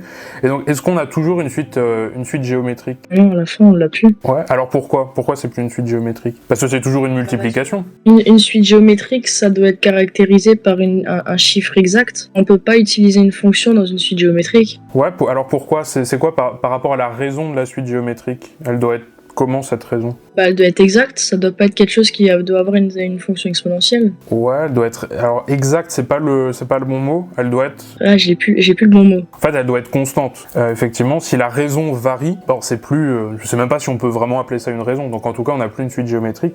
Et qu'est-ce qui se passe si on doit soustraire, du coup, le nombre de personnes qui guérissent chaque jour ou chaque année? Ça va changer, le résultat va complètement changer. Et ça va être faussé, en fin de compte. Notre suite géométrique va être faussée. Alors, est-ce que c'est toujours une suite géométrique, justement? Non. Alors, est-ce qu'il y aurait un nom? On pourrait appeler ça comment? Ce sera plus du tout une suite? Si, on peut toujours dire que c'est une suite. On n'a plus une suite géométrique, ça c'est sûr, parce que c'est plus une multiplication. C'est pas non plus une suite arithmétique. Pourquoi c'est pas une suite arithmétique? Parce que ça correspond pas à la définition de la suite arithmétique. Voilà, et pourquoi ça correspond pas? Je te titille, mais pour avoir vraiment les définitions... Parce qu'une suite arithmétique, il n'y a pas de multiplication, non. Dans une suite géométrique, on passe d'un terme au suivant, comment? Multipliant le chiffre d'avant. Oui, par la raison. Voilà. Et pour une suite arithmétique, c'est quasiment l'analogue. On passe d'un nombre au suivant en... C'est pas multiplié, parce que vous m'avez déjà dit. Oui, exactement. Et donc là, vous faites un peu les deux. La modélisation de Médéric, il vous dit on multiplie par 1,5 et puis on soustrairait quelque chose. Donc on est, pour passer d'un nombre à son successeur, on multiplie et on note aussi quelque chose. Ce serait en quelque sorte un mélange. Et alors Médéric vous demandait, est-ce que vous arrivez à imaginer le nom qu'on pourrait donner à une telle suite? Une suite arithméto-géométrique? Possible ça? On y est presque. Ouais, arithmético-géométrique. On y était presque. Enfin, faut faire un mélange des deux, quoi. Alors, justement, ma question après sera sur est-ce que ça fonctionne vraiment? Une suite arithmético-géométrique, on a, en quelque sorte, pour faire simple, une raison multiplicative, donc on va multiplier effectivement, comme le disait Olivier, pour passer d'un terme au suivant, mais on va aussi additionner quelque chose. Et cette addition, elle est aussi constante. On a en quelque sorte deux raisons, une raison multiplicative et une raison additive. Mais les deux doivent être constantes, elles ne doivent pas évoluer. Est-ce que du coup, dans notre modèle ici, le fait de soustraire le nombre de personnes qui guérissent chaque jour ou chaque année, est-ce qu'on a bien du coup une suite arithmético-géométrique? Si oui, pourquoi? Sinon, pourquoi? Si on garde des chiffres comme ça, oui, parce qu'on a toujours le système multiplicatif qui rentre en compte et ce système additif où on a quelque chose de constant. Alors, est-ce que tu es sûr que l'addition, le nombre qu'on additionne à chaque fois, est-ce que tu es sûr que ça c'est constant? On ne sait pas combien de personnes sont guéries tous les jours. On sait pas, mais dans un modèle, en tout cas, pour essayer de se rapprocher d'un modèle, en fait, là, le problème... Bah non, on le sait pas. En fait, le problème, c'est que plus il y a de personnes qui sont contaminées, plus il y a de personnes qui vont guérir. Si, admettons, il y a 100 personnes qui sont contaminées... En fait, ça va dépendre du nombre de personnes touchées. Voilà, en fait, ça va dépendre, effectivement. Le nombre de personnes qui vont guérir dépend du nombre de personnes qui sont contaminées. Donc, en fait, le nombre de personnes qu'on va soustraire chaque jour ou chaque année, c'est pas une constante. C'est un nombre qui va dépendre de quelque chose. Bah, disons quelque chose qui apparaît quand même pas mal dans l'exposé, c'est des considérations apocalyptiques. Et quelle était la modélisation qui était faite sur la mortalité, du coup, de cette maladie-là? J'ai vu que le taux de mortalité, il était de 1%, il me semble, de tête. Alors, une question va être difficile à répondre avec un vocabulaire de terminal, mais bon, peu importe. Est-ce que vous avez une idée d'une condition nécessaire et suffisante sur votre taux de mortalité, de manière à ce qu'on soit sûr que tout le monde décède à l'issue de votre modélisation, avec une suite géométrique? Qu'est-ce qui suffit, en fait, avec votre taux de mortalité, pour qu'il reste plus un humain debout sur cette planète? On fait pas de confinement, on continue à sortir comme on veut, et puis tout le monde se contamine, et tout le monde meurt au bout d'un moment. Mais sur cette valeur de 1%, si je vous dis par exemple que, bon, 2% ou 1,5%, ou est-ce que ça suffit à tout le monde? Mais si c'est 1 sur 100 000, est-ce qu'on tue quand même tout le monde avec votre modélisation à vous, avec votre modèle? Il me semble qu'on tue quand même la France. Hein. Au bout de 33 jours, la France, elle disparaît. Hein. Quel que soit le taux de mortalité? Non, que avec 1%. Là où je voulais en venir, c'est que toute la modélisation basée sur ce fameux R0, etc., ça ne concerne que les contaminations, c'est-à-dire c'est juste les personnes qui sont infectées par la maladie. Et la mortalité, c'est autre chose, c'est un autre paramètre qu'on ne devrait pas appeler R, on devrait l'appeler, disons, je sais pas moi, petit taux, etc.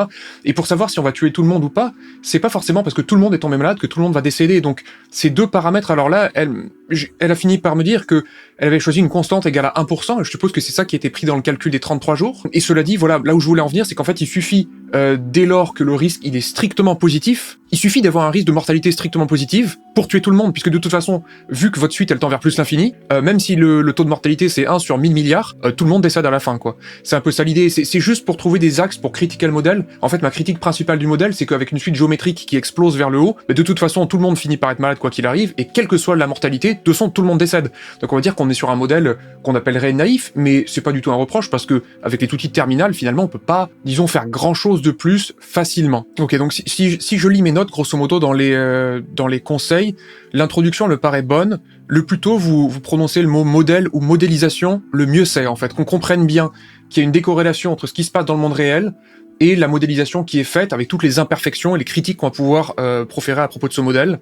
Parce que ça sera jamais parfait, et en fait on a fait que ça quasiment avec Médéric, de proposer des critiques du modèle. Ensuite il y a eu...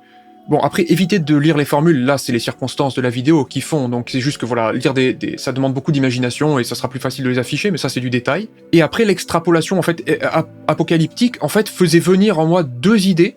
Alors pour moi, la première modélisation, on va dire que c'est votre modélisation géométrique, que vous pourriez critiquer vous-même grâce aux critiques qu'on a faites avec Médéric. Ensuite, ce que j'essayerais de faire, c'est de proposer un deuxième modèle, qui serait avec une suite arithmético-géométrique, dont vous pourriez trouver l'expression grâce à une suite auxiliaire. En fait, ça peut se faire. Médéric pourra vous aider à faire ça. En fait, je l'ai pas faite pour qu'on me demande la question là-dessus. Disons que l'usage, c'est quand même de poser des questions sur les petites portes ouvertes, mais les grandes... En fait, le problème, c'est que si elle est complètement laissée close, ou même si on me dit il y a quelque chose derrière, je suis pas sûr, dans les 10 minutes qui va y avoir de questions, que j'aurai vraiment le temps d'explorer tout seul. Il faut qu'il y ait suffisamment de matière au tableau. Par exemple, je vais dire, est-ce qu'on peut revenir sur cette image, vous vous souvenez, au moment où vous avez parlé d'eux, ça donne un énorme point d'appui, et de laisser là tout ça à faire au jury, je pense que c'est trop en attente du jury. Parce qu'il va déjà y avoir des questions sur des petites imprécisions, des petits machins, etc. On n'a pas forcément le temps de tout explorer, quoi. Mais après, c'est à la discrétion du jury, on verra.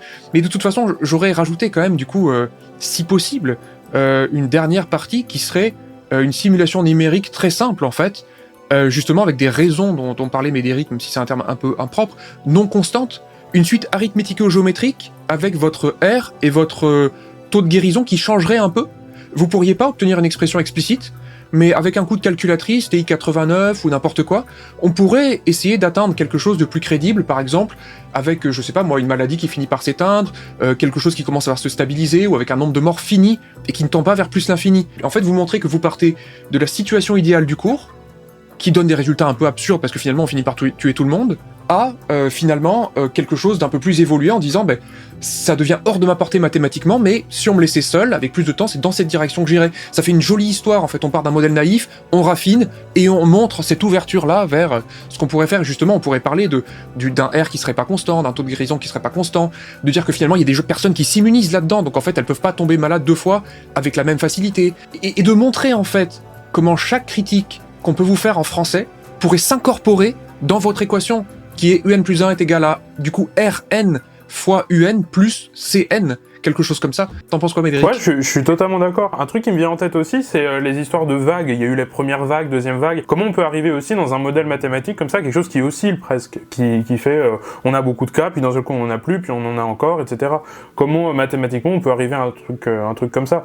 Effectivement, toutes les critiques de modèles dans ce genre-là, je pense que c'est effectivement plein de questions qui sont intéressantes à se poser pour un oral, et je pense qu'il y a beaucoup de choses à développer là-dedans. Au moins faire des petites phrases, effectivement, comme disait Olivier, au moins dire que on peut faire comme ça, pas forcément effectivement développer après toute une théorie mathématique derrière, parce que ça serait beaucoup trop long, puis en plus ça serait même, je dirais même pratiquement impossible, parce qu'on n'a pas le droit au tableau, au grand oral, on a juste droit à une feuille qu'on donne au jury, donc ça reste assez limité malheureusement, mais effectivement faire des petites phrases en français pour expliquer comment on pourrait améliorer le modèle, comment on pourrait le concrétiser mathématiquement, ça je pense effectivement il y a plein de choses à dire, il y a plein de choses à faire. Oui, après sur la lecture aussi des notes, ça t'auras le temps de le retravailler pour que ce soit bien acquis. Je dirais peut-être de pas non plus faire de l'apprentissage par cœur, si tu peux arriver à maîtriser tellement bien ton sujet pour que ça coule de source et que tu sois presque dans l'improvisation. Je sais que c'est pas facile, c'est plus facile à dire qu'à faire, mais c'est quelque chose qui... Ah, au tennis, j'improvise tout le temps. Hein. Justement, Inès, 74e mondial, c'est ça, en junior. Oui, avant. Plus maintenant. Maintenant, je suis à ma retraite. Comme Gasquet, maintenant. J'y étais, hein. On donne une petite note, Olivier, à toi l'honneur. Je peux te donner la note que ça pourrait être, en fait, si c'était amélioré, parce qu'il y a du potentiel de ouf. Ouais, bah vas-y. Pour moi, on peut se diriger vers un 18, parce que c'est un sujet qui touche tout le monde, et s'il est traité avec assez de finesse, et notamment une évolution des modèles en critiquant l'imperfection des modèles, franchement, c'est super intéressant. C'est très facile pour le jury à poser des questions, tout le monde sait de quoi vous parlez, c'est fantastique. Il faut vraiment l'orienter dans cette direction-là, ça pourrait être formidable. Ouais, je suis d'accord avec le 18, effectivement. Bon, merci en tout cas d'avoir participé. Merci à vous. On est avec Alexandre. Salut Alexandre, tu vas bien ? Bonjour, je vais bien, et donc vous, messieurs les jurés ? Moi ça va, on est avec Mike aussi qui va te juger. Comment vas-tu, Mike ? Enchanté. Ça va super bien. Je suis en forme et je suis super content d'être avec vous, les gars. C'est top. Mike donc a une chaîne de vulgarisation scientifique, un peu toutes les sciences, on peut le dire, on en parlait juste avant, que ce soit sur Instagram, TikTok, YouTube aussi. T'es sur YouTube Short ? Ouais, c'est ça, juste des shorts pour le moment, mais j'essaye d'amener quelque chose de quali bientôt. Super. On a hâte. Et donc Alexandre, t'es en terminale, ça va apporter sur quoi ton sujet de mathématiques du coup que tu vas nous présenter ? C'est un sujet donc passerelle entre mathématiques et physique-chimie. Le sujet en général c'est sur le badminton, mais ma problématique c'est comment effectuer un service parfait et comment l'intercepter. Ok, c'est top. Écoute Alexandre, c'est quand tu veux. Donc bonjour messieurs les jurés, donc mon oral va porter sur le badminton.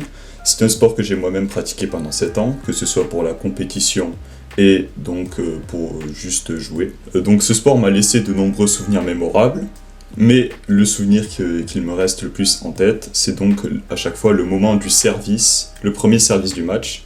C'est le moment où l'atmosphère est sous tension, et c'est le moment donc où le match peut basculer de n'importe quel côté. C'est tout naturellement que tout badiste entraîne son service, puisque c'est le meilleur moyen de gagner des points gratuitement, et donc je me suis moi-même entraîné beaucoup sur mon service, et donc à chaque fois que je m'entraînais, j'ai une question qui me venait en tête: comment réaliser un service parfait, mais surtout, comment l'intercepter si jamais mon adversaire réalisait un service parfait?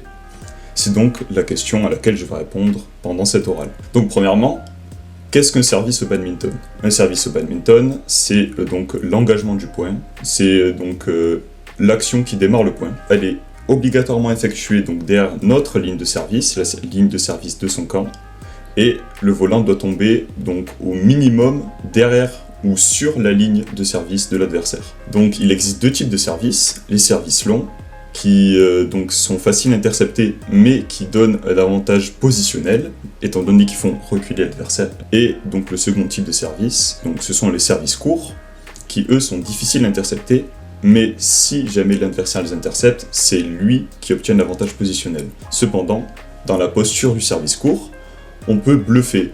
L'adversaire ne peut pas vraiment savoir si l'on va servir long ou court. C'est donc tout naturellement que j'ai choisi les services courts, donc dans mon oral, étant donné que je trouve qu'il a plus d'avantages que d'inconvénients. Maintenant, passons sur ce qu'est donc ce que je définis comme un service parfait. Pour moi, un service parfait, c'est donc un volant qui atterrit pile sur la ligne de service de l'adversaire, étant donné que nous sommes dans le cadre d'un service court, tout en rasant le filet, puisque si le volant part trop haut, il sera plus facilement interceptible, et si le volant touche le filet, donc il y a soit faute, soit let, selon la situation. Maintenant que donc, ces explications sont faites, on peut passer à la schématisation de mon problème, donc via ce schéma, avec donc le badiste que je suppose faire entre 1m70 et 1m75, avec donc ici le filet, donc ici la trajectoire de notre volant, avec le volant juste ici. Maintenant on va passer donc à la partie où l'on retrouve l'équation de la courbe de la trajectoire de notre volant. Pour ce faire, on va utiliser la physique. On va donc définir les vecteurs du mouvement de notre volant. Donc à la fin du raisonnement, on retrouvera l'équation de notre courbe.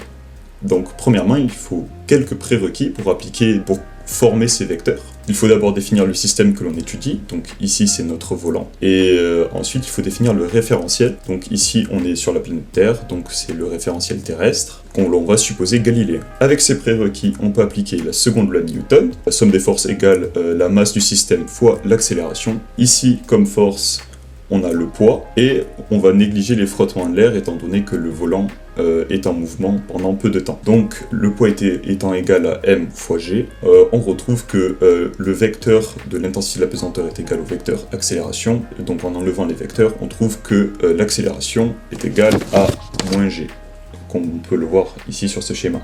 Ce qui fait que notre vecteur accélération, juste ici, sur l'axe x, on aura 0, et sur l'axe y, notre accélération sera égale à moins g. Maintenant, on peut passer donc au vecteur vitesse. L'accélération étant la dérivée de la vitesse par rapport au temps, on peut établir que donc, la vitesse sur l'axe x sera égale à une constante, et la vitesse sur l'axe y sera égale à moins g fois t plus une constante. Grâce à la physique, on retrouve les constantes. Sur l'axe x, on retrouve que la constante est égale à v0 fois cosinus de alpha, notre angle. Et sur l'axe y, on retrouve que moins g fois t plus v0 fois sinus alpha. On répète le processus donc pour obtenir le vecteur distance, la vitesse étant la dérivée de la distance par rapport au temps, et donc au final on trouve que notre courbe sur l'axe x est caractérisée par v0 fois cosinus alpha fois t, et donc sur l'axe y c'est égal à moins 1/2 fois g fois t carré plus v0 fois sinus alpha fois t plus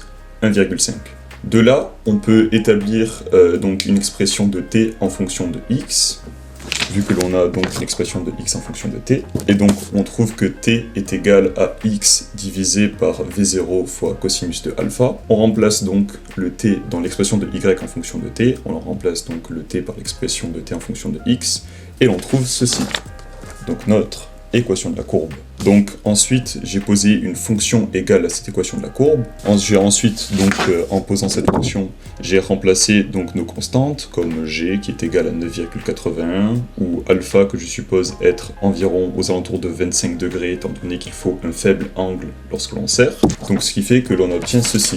La vitesse v0, j'ai gardé la valeur exacte, mais si on veut une approximation, ce serait autour de 5,3 mètres par seconde. Donc maintenant on va pouvoir passer à l'analyse de cette fonction pour vérifier donc si est-ce que la trajectoire de notre volant est parfaite. Pour ce faire, j'ai dérivé ma fonction, puis j'ai ensuite donc analysé le signe de la dérivée de ma fonction, puis j'ai fait le tableau de variation à l'aide du tableau du signe de la dérivée de la fonction.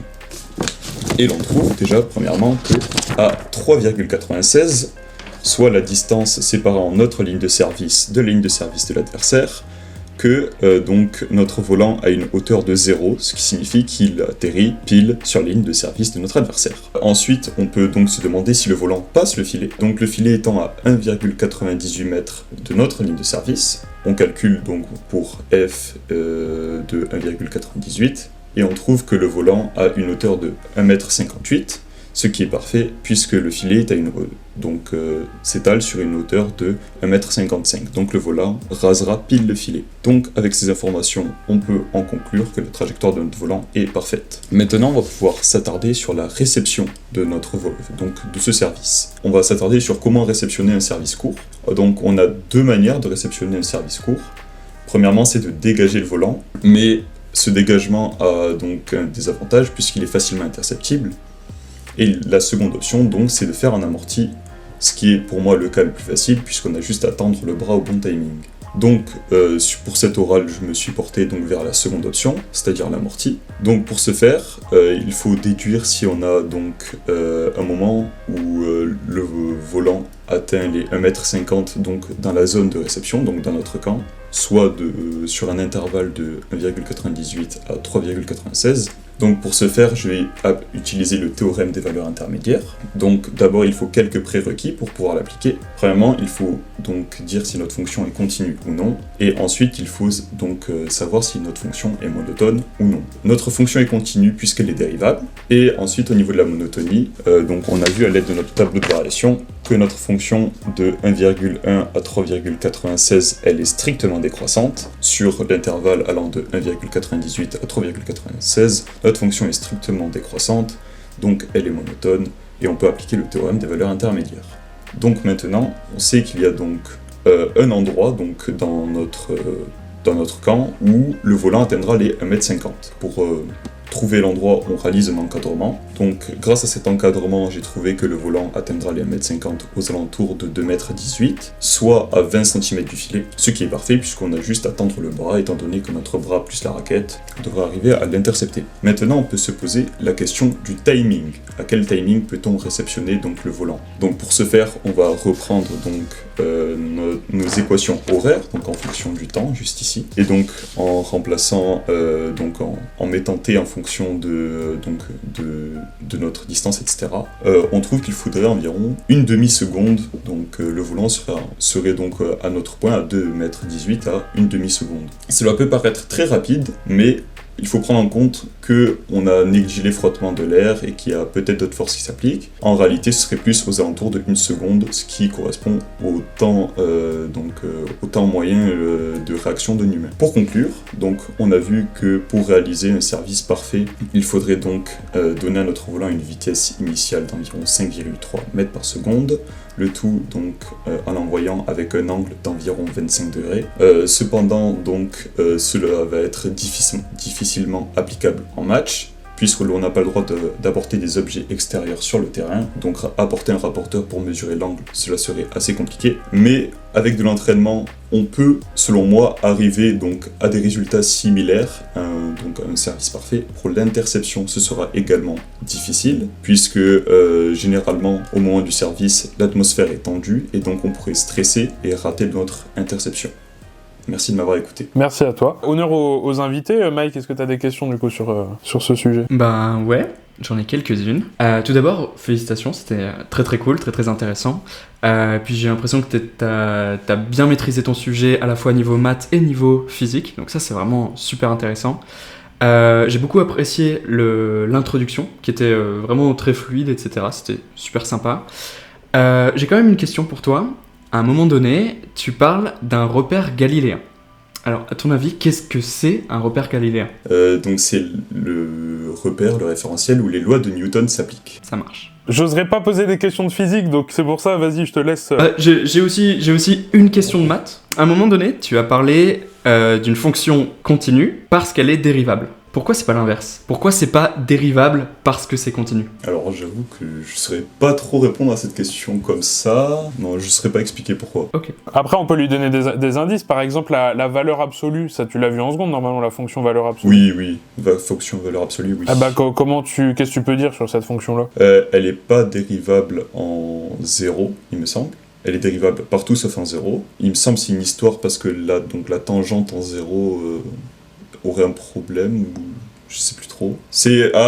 Donc là, c'est des théories, mais si une fonction donc ne serait pas continue, il y a des endroits où elle ne serait pas dérivable, et donc vu que la fonction elle est dérivable sur donc l'intervalle que j'ai donné, on peut dire que la fonction est continue sur l'intervalle. Bah, la fonction valeur absolue, c'est exactement ça. Elle est continue, parce qu'elle ressemble à ça, tu vois, en 0.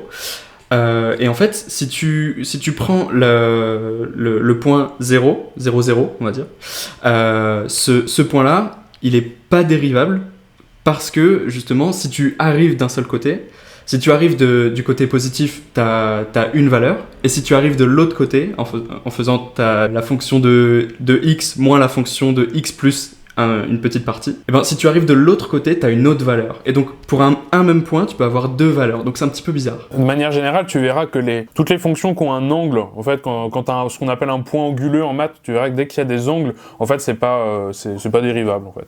Donc en fait, je pense que la réponse du coup à la question de Mike de départ, c'était en fait, il y a des fonctions qui sont continues, mais qui sont pas pour autant dérivables, et donc tu pouvais prendre ça comme contre-exemple. Il y a aussi la fonction racine carrée, par exemple. Racine carrée, tu sais, ça fait. Oui, ça fait ça. Ouais, c'est continu en 0, puis oui. C'est pas dérivable en 0. Enfin, il y a plein d'exemples en vrai, hein, t'aurais pu prendre effectivement. Moi j'ai trois questions, mais du coup qui sont pas physiques, hein, clairement, parce que moi je suis une brêle en physique.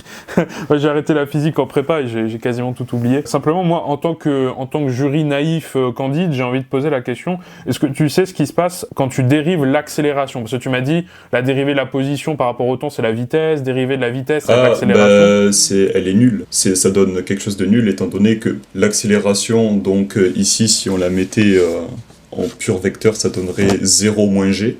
Donc si on dérive l'accélération, ça nous donne 0. Étant donné qu'on a déjà qu'une constante. Ah ok, parce qu'effectivement, il n'y a que la force de gravité du coup qui rentre en compte, c'est ça. Sur l'axe Y. Comment on appelle ça de manière, je sais pas, une voiture par exemple qui accélère, l'accélération elle est pas forcément constante. Si admettons qu'elle accélère de façon exponentielle, bon ça serait dans un modèle un peu complexe, mais comment ça a un nom du coup Alors je sais pas s'il y a un nom spécifique, mais non, je pense pas. Non, s'il y a un nom, je ne le connais pas. Les à-coups du GERC, effectivement, le vecteur d'à-coups serait nul en fait en l'axe Y, parce que tu aurais juste la constante G en fait. D'ailleurs, constante G, tiens, c'est de la physique. Du coup, je pose des questions de physique quand même. On peut vraiment parler de la constante G, c'est vraiment une constante ce G? Oui. Non, sur Terre, oui. Mais après, si on va sur d'autres planètes, etc., l'intensité de la pesanteur peut changer. Donc t'es sûr qu'au pôle Nord et sur l'équateur, c'est le même G? Peut-être qu'il va changer un peu, étant donné qu'on est au pôle et que le champ magnétique est un peu moins intense, mais globalement, ça reste 9,81. Si je me trompe pas, pareil, Mike pourra m'arrêter si je me trompe, mais c'est parce que la Terre est un peu aplatie au pôle aussi. Vu qu'on n'a pas une sphère parfaite, au pôle, on est au pôle, je devrais dire, on est plus proche du centre de la Terre qu'à l'équateur, il me semble. Tout à fait. En réalité, même si tu t'éloignes un petit peu de la Terre, tu vois, si t'es je sais pas, en haut du Burj Khalifa, t'es plus loin du centre de la Terre, donc la force de gravité s'exerce un petit peu moins sur toi. Donc en fait, on approxime la force de gravité par une constante, ce qui est très vrai quand on est à hauteur d'humain, mais plus on s'éloigne de la Terre, moins on ressent cet effet, et donc en fait c'est une autre formule qui apparaît, qui prend la place, ça va être la formule F est égal grand G, M1, M2, etc. Tu vois. En fait, quand tu fais le calcul sur Terre, eh bien, le grand F est égal à grand G, M1, M2 sur R carré. Quand tu fais le calcul, quand tu plottes tous les trucs, tu prends la masse de la Terre pour le grand M, tu vois, ou M1, peu importe, et tu négliges la masse de l'objet en question, et ben en fait, ce truc-là que tu obtiens, ça te fait G, tout simplement. Et d'ailleurs, c'est pour ça qu'on a F est égal M fois G. C'est parce que le G, c'est comme si tu avais pas pris de masse de l'objet, de moi, de toi, de l'objet que tu lances. C'est parce que tu vas multiplier par la constante, qui est la constante gravitationnelle. Même théoriquement, en fait, si on saute, techniquement, on diminue notre G, en fait. C'est vraiment minime. Ouais, bien sûr. Ouais, je me doute. Ouais, parce que moi, en fait, je suis plus tennis. Moi, justement, je vais à Roland Garros par rapport au tennis. Est-ce que c'est différent? Est-ce que t'as regardé pour les autres sports, pour le tennis de table? J'ai beaucoup de gens, notamment dans mon entourage, qui me disent, mais du coup, c'est un peu pareil, le tennis et le badminton. Non, vraiment, De mon point de vue, c'est quand même très différent, puisque déjà le volant, c'est très léger, comparé à une balle de tennis, et la raquette aussi est très légère. Je sais pas si j'ai ma raquette par là, ah si, voilà. C'est assez petit, et c'est en fibre de carbone. Le badminton, au final, c'est plus rapide. Mais alors du coup, ma question, c'était surtout, en fait, mathématiquement et physiquement, en fait, comment ça se passe? C'est-à-dire, est-ce que tu as regardé du côté du tennis, comment tu modélisais la balle par rapport au volant du badminton? Parce qu'en fait, moi, dans mon esprit, si j'imagine, en fait, un volant et une balle de tennis, j'ai l'impression que ça fait quand même pas la même courbe. Pour un volant, ça va forcément redescendre plus rapidement, plus à la verticale qu'une balle de tennis, par exemple. Et les balles de tennis, ça va plus être sur la longueur, et je dirais que le volant de badminton, ça va être plus brut. C'est souvent, le badminton, c'est en forme de cloche, généralement. Par exemple, quand tu serres long, la courbe de la racine carrée, par exemple, je dirais que ça fait plus un mouvement comme ça. C'est plat, puis ça tombe, mais au ralenti, donc. En fait, j'ai l'impression que, tu vois, le badminton, j'ai pas enfin, je peux me tromper, mais j'ai pas l'impression que ça fasse vraiment une parabole, tu vois, j'ai l'impression que je sais pas, ça dépend si tu serres ou si tu serres, enfin, ça dépend, je pense, du coup que tu fais, mais je sais pas, j'arrive pas à visualiser une parabole avec un volant, en fait, comment ça pourrait... Sur les services longs, ça se représente assez facilement, je dirais, et dans le cadre d'un service court, un peu moins, mais on peut quand même avoir une parabole. Mais après, c'est sûr que si tu fais un smash, t'auras pas de parabole. Après, un truc important aussi, selon moi, j'ai fait un tout petit peu de tennis dans ma vie. Quand tu serres, tu vois, tu peux mettre un effet avec à la balle. Et ça, c'est vraiment quelque chose à pas négliger au tennis. Par rapport au bad, j'ai l'impression que tu peux mettre un peu moins d'effets quand même au bad. Oui, c'est dur d'en mettre des effets. Ouais. Même au service, en général, tu fais un petit coup, justement parce que tu dois faire une parabole pour être le plus proche possible du filet. Puis aussi, en plus, ne serait-ce que la forme de la balle, justement, ma dernière question, c'était sur le volant d'un badminton. J'ai déjà vu des contenus sur Internet qui parlaient de ça. C'est sur les plumes. Il paraît que quand tu casses les plumes, ça change un peu la façon dont tu serres. Ça, c'est vrai ou c'est une légende? C'est vrai, non, c'est vrai. Généralement, en fait, c'est souvent quand tu perds pendant le match.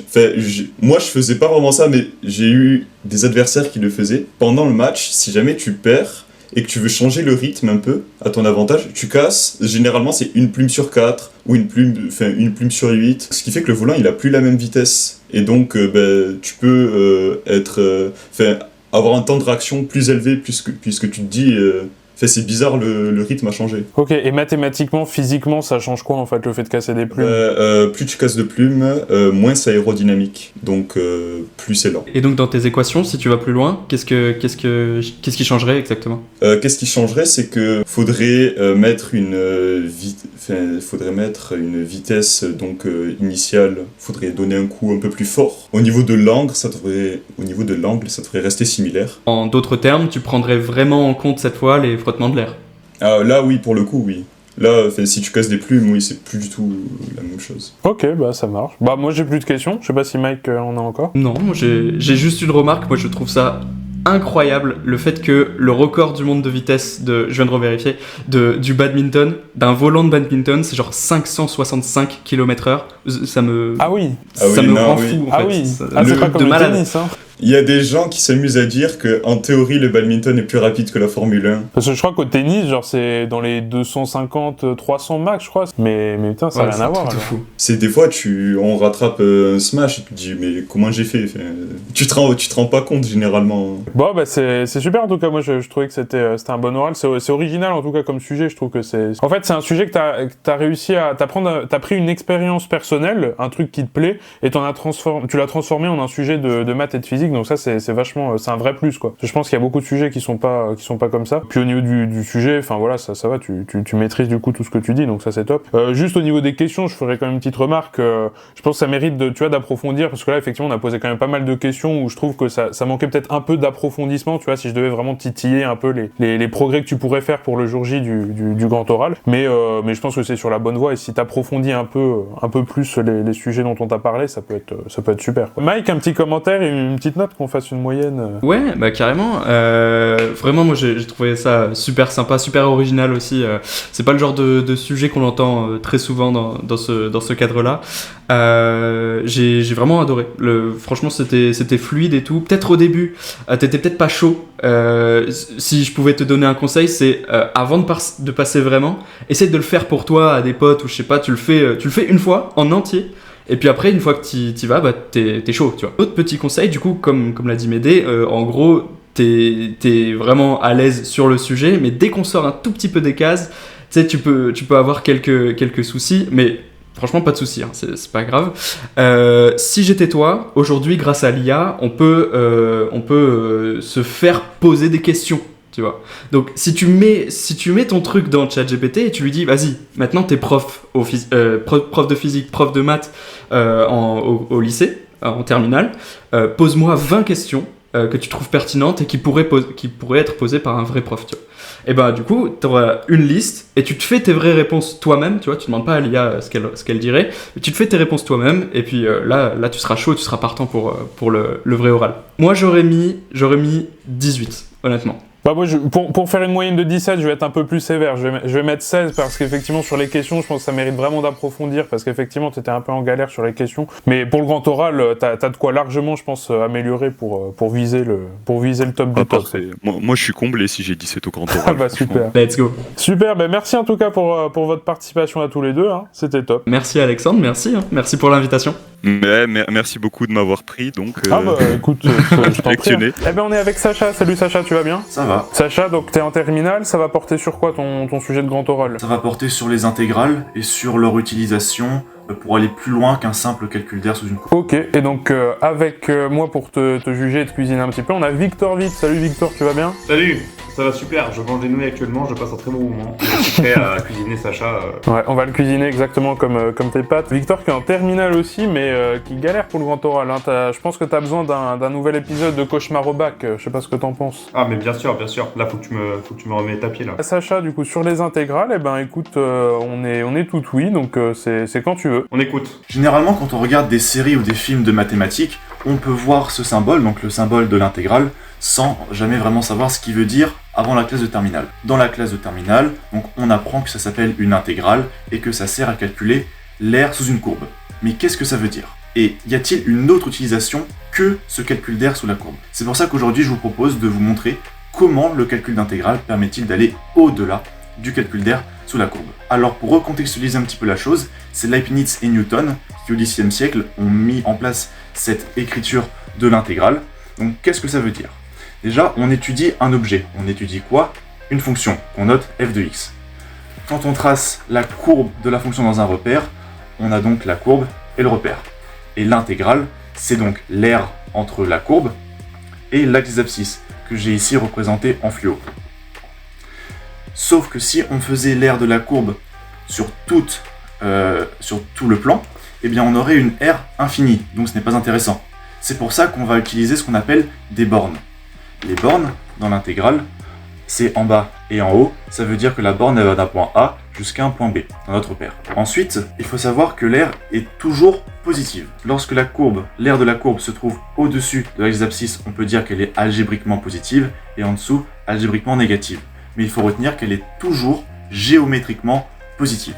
Donc, qu'est-ce que ça veut dire ce grand S ? Ce grand S, donc de l'intégrale, il est là pour dire un peu comme une somme. Une somme de quoi ? Une somme d'éléments infinitésimaux. Ça veut dire très très petit, mais qui existe. Et en fait, on peut représenter ce calcul d'intégrale comme une somme de rectangles de largeur, donc dx, et de hauteur f de x. Ici sur la courbe, c'est représenté en fluo. C'est un rectangle de largeur infiniment petit de largeur dx et de hauteur f de x. Donc cette fonction que j'ai représentée, je ne l'ai pas dit, mais c'est la fonction carré, donc qui a un nombre associé son carré, moins 1, 1, 2, 4, moins 3, 9, etc., etc. Pour calculer une intégrale et donc cette surface sous la courbe, on peut utiliser ce qu'on appelle des primitives. C'est un objet mathématique, c'est l'une des manières les plus simples de calculer une intégrale. Bien sûr, il en utilise d'autres, on peut en utiliser d'autres qu'on voit en terminale ou même dans le sup, mais on va vraiment rester sur cette notion de primitive. Donc cette notion de primitive, on note cette primitive grand f de x. Voilà, ça c'est la primitive d'une fonction. Et pour calculer une intégrale, on va faire grand f à la borne b moins grand f à la borne a, que l'on peut renoter de cette manière. C'est une manière plus compacte de la noter. Alors je vous propose, pour que tout le monde comprenne bien, qu'on calcule l'intégrale de cette fonction. Donc ici, j'ai représenté la fonction carré, ma borne numéro A, elle est à moins 1 et ma borne numéro B est à 1. Une primitive de la fonction carré, c'est 1/3 de x cube. Donc déjà, on peut noter grand f de x égale 1/3 de x cube. Ensuite, pour faire ce calcul, on va noter comme ça, donc entre crochets, c'est-à-dire une différence, des bornes moins 1, 1, de 1/3 de x cube, qu'on peut renoter comme grand f de 1 moins grand f de moins 1. Ensuite, on va substituer les valeurs de x une fois pour 1, une fois pour moins 1. Ça va me donner 1/3 de 1 au cube moins 1/3 de moins 1 au cube. Sauf que 1 au cube, c'est 1 et moins 1 au cube, c'est moins 1. Donc au final, on aura 1/3 fois 1 moins 1/3 moins moins 1/3. Donc 2/3. Ça va nous donner 2/3 d'unité d'air. Ainsi, on sait que la surface qu'il y a entre la courbe et l'axe des abscisses dans ce repère est égale à 2/3 d'unité d'air. On parle d'unité d'air parce qu'on n'a pas donné de valeur précise. Si ça avait été des centimètres, on aurait dit des centimètres carrés, des millimètres carrés, juste comme ça. Mais là, on est dans le général, donc on dit unité d'air. Donc maintenant que l'on sait comment calculer une intégrale à l'aide de primitives, je vous propose qu'on aille au-delà d'un simple calcul d'air sous une courbe et qu'on essaie de voir autre chose, mais toujours en restant dans la géométrie. On va s'intéresser au cercle, et plus particulièrement à l'aire du disque. Au collège, on apprend que la formule pour calculer l'aire d'un disque, c'est pi r carré, et que le périmètre, c'est 2πr. Donc je vous propose qu'on prenne un cercle de centre O et de rayon R. On va essayer de penser un peu différemment. L'intégrale, c'est une somme d'éléments infinitésimaux. Donc on va essayer de penser une somme de plus en plus grande. Et c'est pour ça que je vous propose qu'on va essayer de faire la somme des périmètres de plus en plus grands. Le périmètre va partir du centre pour aller jusqu'au bord du disque. Ainsi, notre premier périmètre aura la valeur de 0. C'est pour ça que les bornes de l'intégrale sera de 0 jusqu'à grand R, parce que grand R, c'est le rayon du cercle. Donc on va sommer tout ça. Mais on va sommer quoi? On va sommer les périmètres. Donc notre fonction sera une fonction périmètre, donc 2πr. L'intégrale de 0 à grand R de 2πr est dr. Donc je ne l'ai pas précisé plus tôt, mais pourquoi est-ce qu'on a un petit r après le d? C'est tout simplement parce que notre variable, ça va être petit r. Avant j'avais f de x, donc j'avais dx, mais si j'avais eu f de t, j'aurais eu dt, et ce, pour n'importe quelle variable. Et donc, cette formule-là, l'intégrale de 0 à r de 2πr dr, c'est donc une autre manière de calculer l'aire d'un disque, mais en utilisant une intégrale, donc un outil de terminal. Ce calcul d'aire du disque permet d'aller un peu plus loin. En ayant l'aire d'un disque, on peut calculer le volume d'un cylindre. Le volume d'un cylindre, c'est l'aire de la base fois la hauteur, donc notre intégrale fois une constante. Ou alors, on peut aussi calculer le volume d'un cône. Le volume d'un cône, c'est l'aire de la base fois la hauteur divisé par 3. Maintenant que je vous ai montré des utilisations mathématiques, je vous propose qu'on s'attaque au champ de la physique et en quoi l'intégrale peut aussi servir en physique. C'est pour ça que je vous propose de s'intéresser au travail d'une force. Donc ça a l'air un petit peu abstrait, mais en fait le travail d'une force, qu'on peut noter W, c'est l'énergie à fournir pour une force. L'énergie à fournir pour un mouvement. Et donc on nous dit que le travail, c'est égal à la force à fournir fois la distance à parcourir fois un angle. Et donc moi je vous propose qu'on s'intéresse à la loi de Hooke. La loi de Hooke, c'est une loi physique qui s'intéresse au ressort. Cette loi nous dit que la force, elle est proportionnelle à l'allongement. Donc la force ici qu'on va noter f de x, grand f de x, mais cette fois-ci, ce n'est pas une primitive, mais une force, c'est pour ça qu'il faut bien faire attention. Et donc elle est égale à moins kx. Pourquoi est-ce que j'ai un moins? Eh bien quand je prends mon ressort et que je veux le rétrécir, eh bien en fait, je vais exercer une force contre lui, sauf que le ressort, lui, il veut aller vers le haut. Et donc c'est pour ça que les forces sont opposées. C'est là d'où vient le moins. Et le K, c'est parce que c'est proportionnel à l'allongement. Et donc en physique, quand c'est proportionnel, on peut mettre un coefficient K. Et donc le travail de cette force, eh bien c'est tout simplement l'intégrale de cette force. Donc pour trouver le travail, on va intégrer cette force. Donc on va commencer à un point x1 et on va aller jusqu'à un point x2. Si je remplace ma force par ce que j'ai dit, donc par moins kx, mon travail de la force va être égal à moins kx dx. On va partir d'un point 0, parce que c'est plus simple, jusqu'à un certain point A. Par linéarité de l'intégrale, je peux sortir le moins k de l'intégrale, car c'est une constante. Donc mon travail va être égal à moins k fois l'intégrale de 0 à A de x dx. Une primitive de x, c'est x carré sur 2. Ainsi, je sais que mon intégrale va être égale à k fois la différence de x carré sur 2, une fois a, une fois 0, que j'ai renoté ici. Donc, moins k fois a carré sur 2 moins 0 carré sur 2. 0 carré sur 2, ça vaut 0. Donc il nous reste que moins k fois a carré sur 2. Et ça, pour le réécrire de manière plus jolie en physique, on note moins 1/2 de ka carré.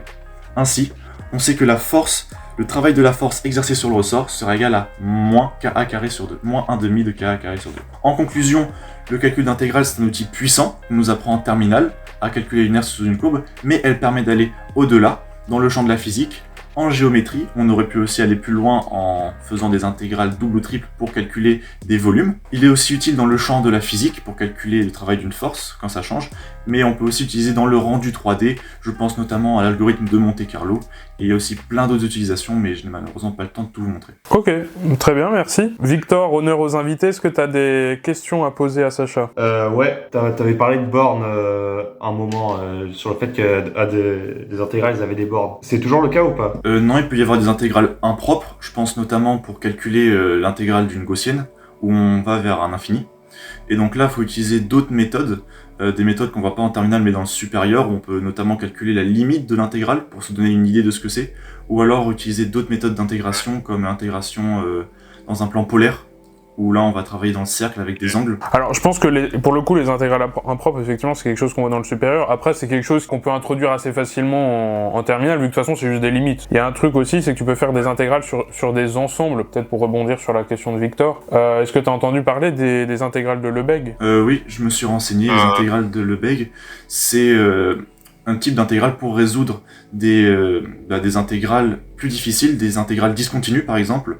On peut utiliser aussi dans théorie de la mesure pour des probabilités, mais c'est un peu compliqué, il faut une tribu, une probabilité, un univers, c'est un peu compliqué. Et sinon les intégrales de Lebesgue peuvent être aussi utilisées pour la fonction de Dirichlet, il me semble. C'est un outil puissant qui se distingue de l'intégrale de Riemann. Au lieu de faire des rectangles verticaux, on fait des rectangles horizontaux. Alors ça c'est un peu la légende en réalité. En fait c'est beaucoup plus puissant que ça. C'est-à-dire que l'intégrale de Lebesgue, en fait c'est pas forcément des rectangles, c'est même ça peut être n'importe quelle forme en fait qui va permettre d'approximer une aire sous une courbe en gros. Victor, t'as une autre question?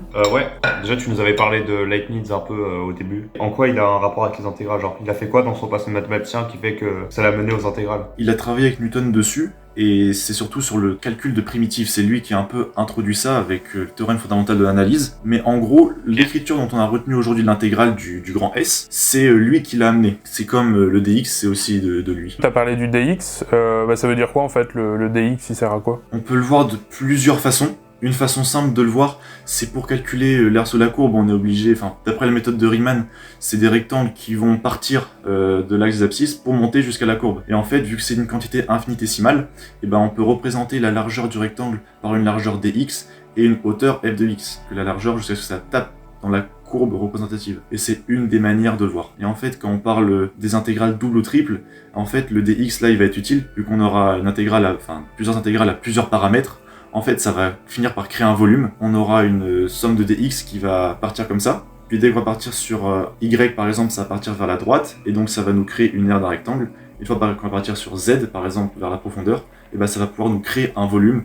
Et c'est donc là où se représenter le dx, le dy, le dz, n'importe quelle variable, c'est la largeur du rectangle. Et le d, tu sais ce qui signifie le d dans dx? Ça a peut-être un rapport avec les dérivés. Non, c'est un rapport, mais le d c'est pas pour dériver en tout cas. C'est pour des différentiels. T'en as entendu parler? Le calcul différentiel? Ouais, pas tellement. Donc déjà ce dx il peut servir, si t'as plusieurs variables, de préciser selon quelle variable en fait tu intègres. Ou même si t'as des constantes ou des paramètres dans tes intégrales, ça peut arriver qu'il y ait un a qui est fixé dans l'énoncé par exemple, tu vois. Mais même au-delà de ça, en fait, le d tu l'utilises pour parler de la différentielle d'une fonction. Mais effectivement, c'est une sorte de généralisation de la dérivée dans des espaces à plusieurs variables. C'est un peu lié quand même, effectivement, à la dérivée. Je voulais savoir pourquoi est-ce que tu dis que l'intégrale, ça correspond au fait de mesurer la force. J'ai pas compris le rapport. En fait, en physique, le travail d'une force qu'on note W, c'est l'énergie à fournir pour faire le mouvement. Et en fait, ici, quand on a un mouvement qui est différent par rapport au temps, on voit ici que le mouvement qui est là, il va pas y avoir la même force que pour aller là. Et en fait, ça varie.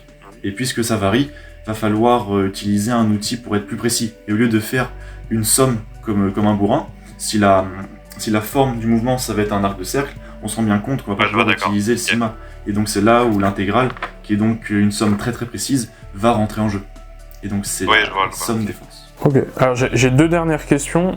Alors déjà sur les autres types d'intégrales, donc je t'avais parlé des intégrales de Lebesgue, est-ce que tu connais aussi les intégrales multiplicatives? En fait, il y a un de tes camarades qui passe avant toi dans la vidéo qui a fait son sujet sur les intégrales multiplicatives, donc on peut faire le lien, voir si tu as creusé ce sujet-là aussi. Non. Ouais. Les intégrales multiplicatives, pour faire simple, c'est que donc tes intégrales, en fait les intégrales de Riemann, c'est super compatible avec la somme, c'est-à-dire qu'une intégrale d'une somme, c'est aussi la somme des intégrales, tu sais, c'est la linéarité de l'intégrale.